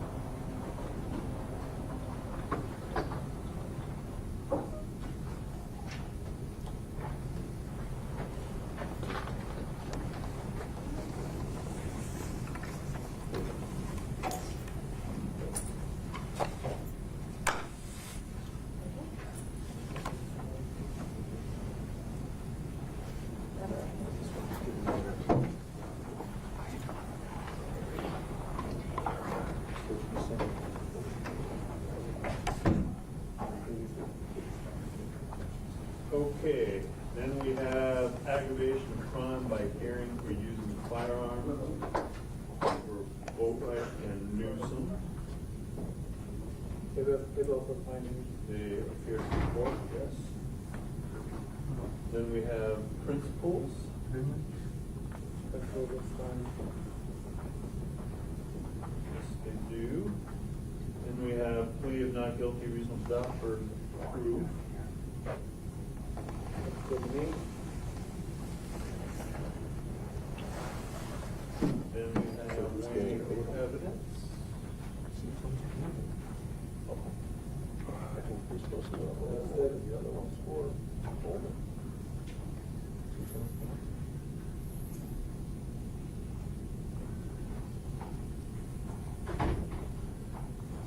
Then we have testifying. That was fine. Then we have defendants outside court statements.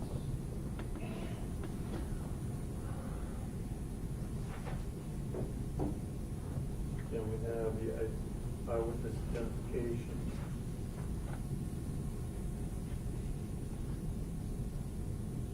So far, so good? Yes, sir. Yes, Judge. Yes, sir. Rules for deliberation.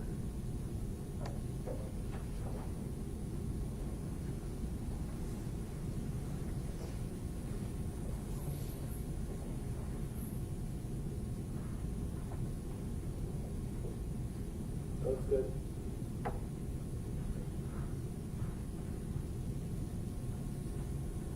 And Mr. Raris, you see the added sentence on there that sufficient to address your. Let me just, put on one of the. Here. Council here. Second sentence.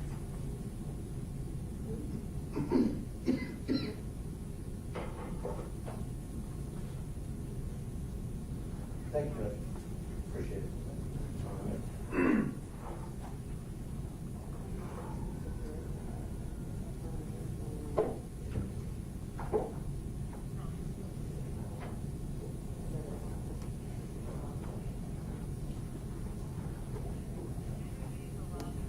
And the verdict construction looks correct. Everyone agree? Yes. Yes, agree that it accurately reflects. All right, now, looking at verdict form for Mr. Williams, count one, here's correct.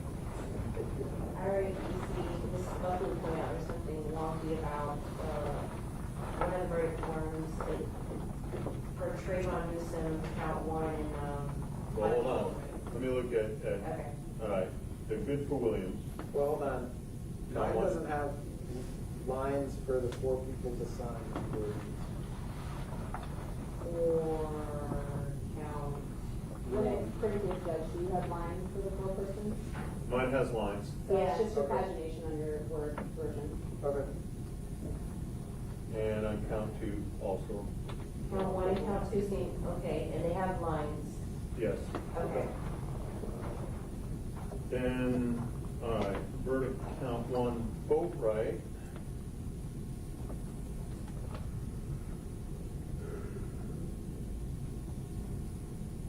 That appears correct.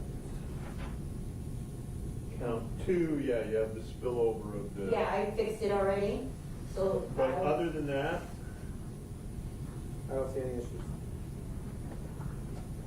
okay, so that also means you're gonna have to redo count one of Newsome. Of Newsome and count two of Michael Boatwright, Yes, okay. but otherwise, they appear correct.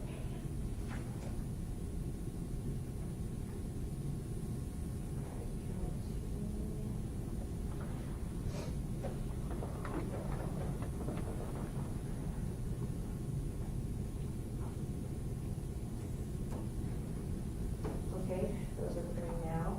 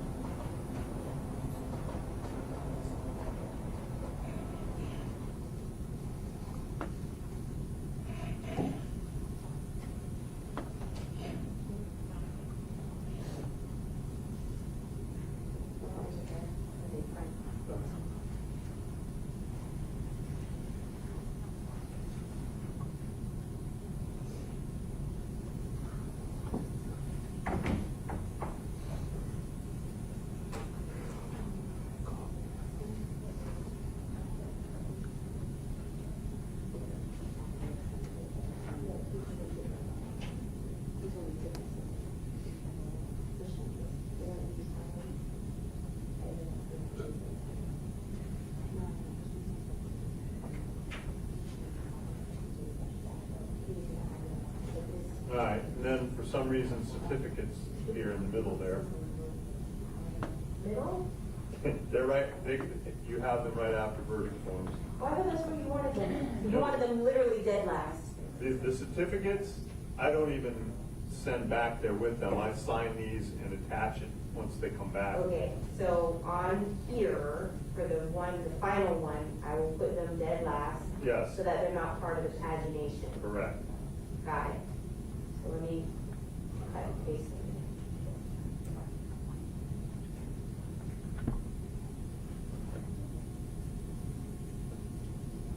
That's my fault. I thought that's where you wanted them. No, no, it's not. Must have misspoke, but. Yeah, I don't even usually send the certificate back with them. I just, once they bring it back, I attach it as these were the charges that were given. I don't need to reprint that since you're just, okay. Just moving it. All right, so after the verdict form, last one we looked at was Newsome count 2. Then we go to the multiple counts.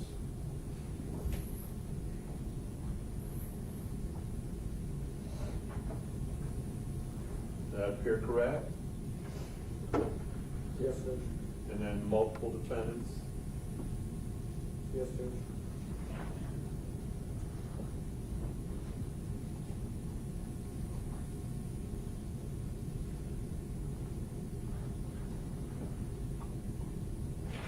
And then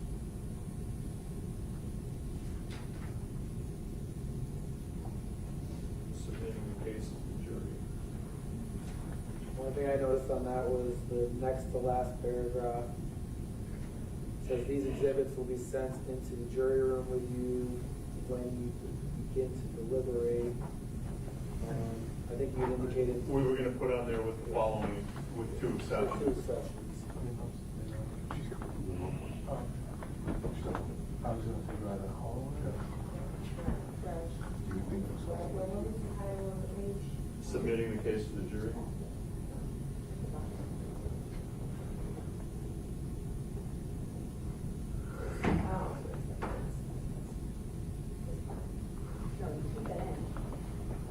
I think possibly. Okay, so the sentence will be, these exhibits will be sent into the jury room with you when you begin to deliberate with 2 exceptions? Yeah. Okay. I should probably be comma with 2 exceptions. Okay. Well, that's not particularly great grammar. He's looking at the English teacher. I think it's just fine. Okay, so that's it? I'll reprint that page? Yeah. Okay.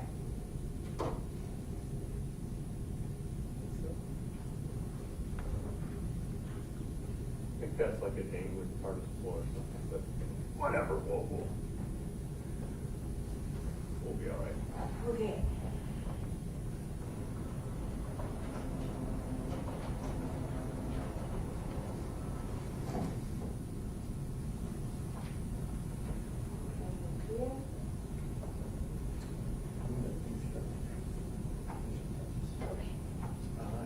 So that's the last page, and then the 3 certifications follow that. Yeah, I already changed it and added back in the pagination.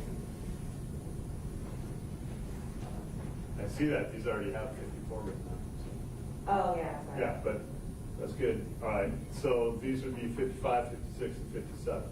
Yeah. Okay. Then everything appears to be in order. And if you will, just, since the only thing that's changed is the page numbers, if you'll just bring me a copy of that in the morning, I will compare it to these. And that will be the official copy. Okay. I'll just need one. Okay. I have to bring one for the court first, so I'll just bring 2. You'll email them to the parties. What's that? You'll email the final set to us. Yes, I'm gonna do that right now, actually. So Judge, I agree that the jury instructions are as the court rules. With the Reserving all caveat that we're objections. reserving and renewing all objections previously made, both to the jury instructions as well as throughout the trial.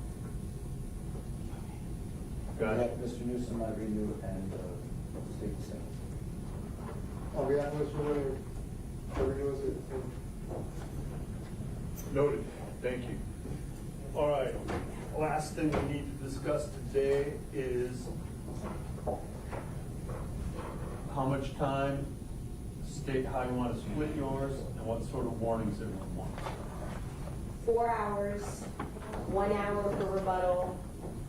I do not need time. I prefer to keep my own, if you recall, and it'll be 3 hours on the front end, 1 hour on the back end. 3 and 1. Say that again? So 3 and 1. 3 and 1.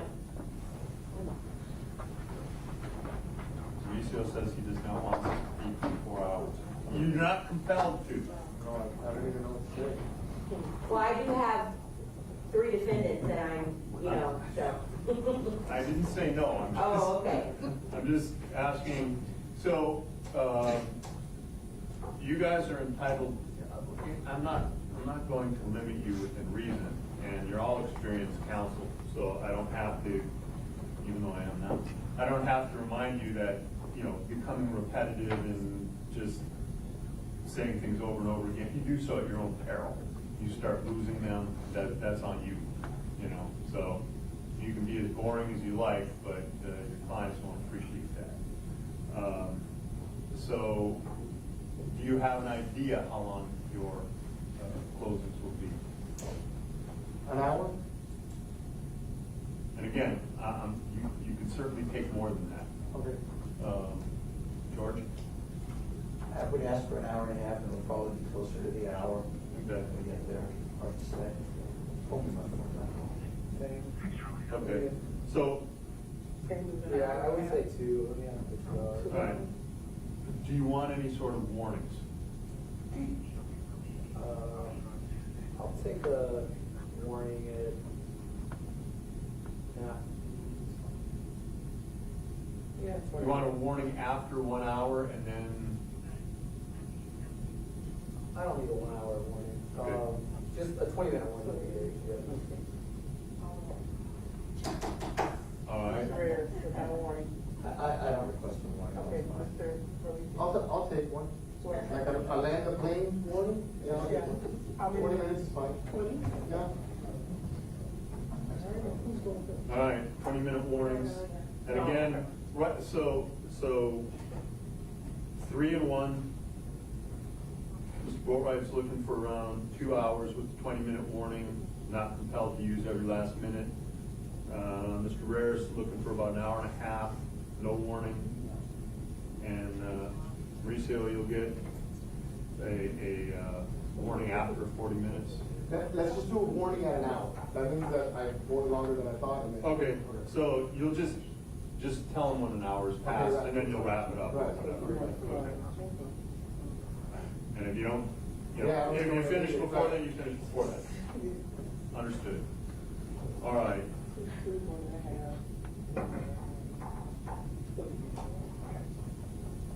So there's a probability, unless people use way less time than they think, that it will spill into Wednesday. How many cases are in the docket nowadays? You said what's going to spill into Wednesday, the closings? You think so? If you take 4. yeah. Well, I mean, I take And- all 4, but I'm No, requesting it. I'm just saying, if everyone uses as much time as they've said here, at least one of them is gonna end up going on the next day, and then I'll be instructing on the next day. Okay. Which is fine, But if you only take like 3 an hour and a half on your front end, then, and you only take 45 minutes, it all depends. Okay. I'm not suggesting, I'm just saying, it would almost have to be that short in order to get through all of these plus rebuttal in one day. And then either way, by the time we get done with that, I'm probably not instructing them until the next day either, because I don't want to instruct them, send them home, and then have to deliberate. I want to instruct them and send them out. So, Okay. yeah, no stress. And we're stopping around 5:30. We won't go late just to get everything in. When you say that one of them is gonna end up bumping, it'll end up being me, because mine. Well, it is might be last. your rebuttal, or it might be one of them plus the, Oh, okay. whatever time it is. You know, Got again, it. we'll finish sometime between 4:30 and 5, and wherever we're at that. And, you know, I'll let the person finish up, whoever's there. But if it's like 4:30 and someone hasn't argued yet, I'm not gonna have them start with 30 minutes left. We'll bump it to the next day. I'm going to try and avoid breaking up someone in the middle of their argument. Just curious, when they're deliberating, are you gonna allow them to deliberate past 5 if they want? I don't tell them. I call them out when I want to send them home. So what happens is, let's just say they get put out at 1 in the afternoon or 2 in the afternoon. I let it go around, we reassemble around 5:15 or so. And then I usually call them out and say, okay, folks, we're going home. And even if they say we're kind of close, I say, that's wonderful, we're going home. Because I don't want them to think, all right, now we got to go back and finish up really quick. You know, I don't want them to ever feel that they have to reach a decision by a particular time. And sometimes, unless the closest I've come is where I've called them up, sent them home, they said, we're literally signing the form now. Oh, okay, then go do that. But anything short of that, then I don't want them to say, all right, we're done discussing, judge wants to go home or whatever. We're not going to do that. So when I call them up to go home, they go home. Okay. All righty, unless there's something else. You guys come out 10:30? Okay. Or 10:25? I don't remember what time it was, yeah. 10:30. We might get here a little early outside. Come in early. Early is good. Late Stuff is like that, bad. yeah. Early is good. We all bring your copy tomorrow. Okay, bring it. Here we are. So, Actually,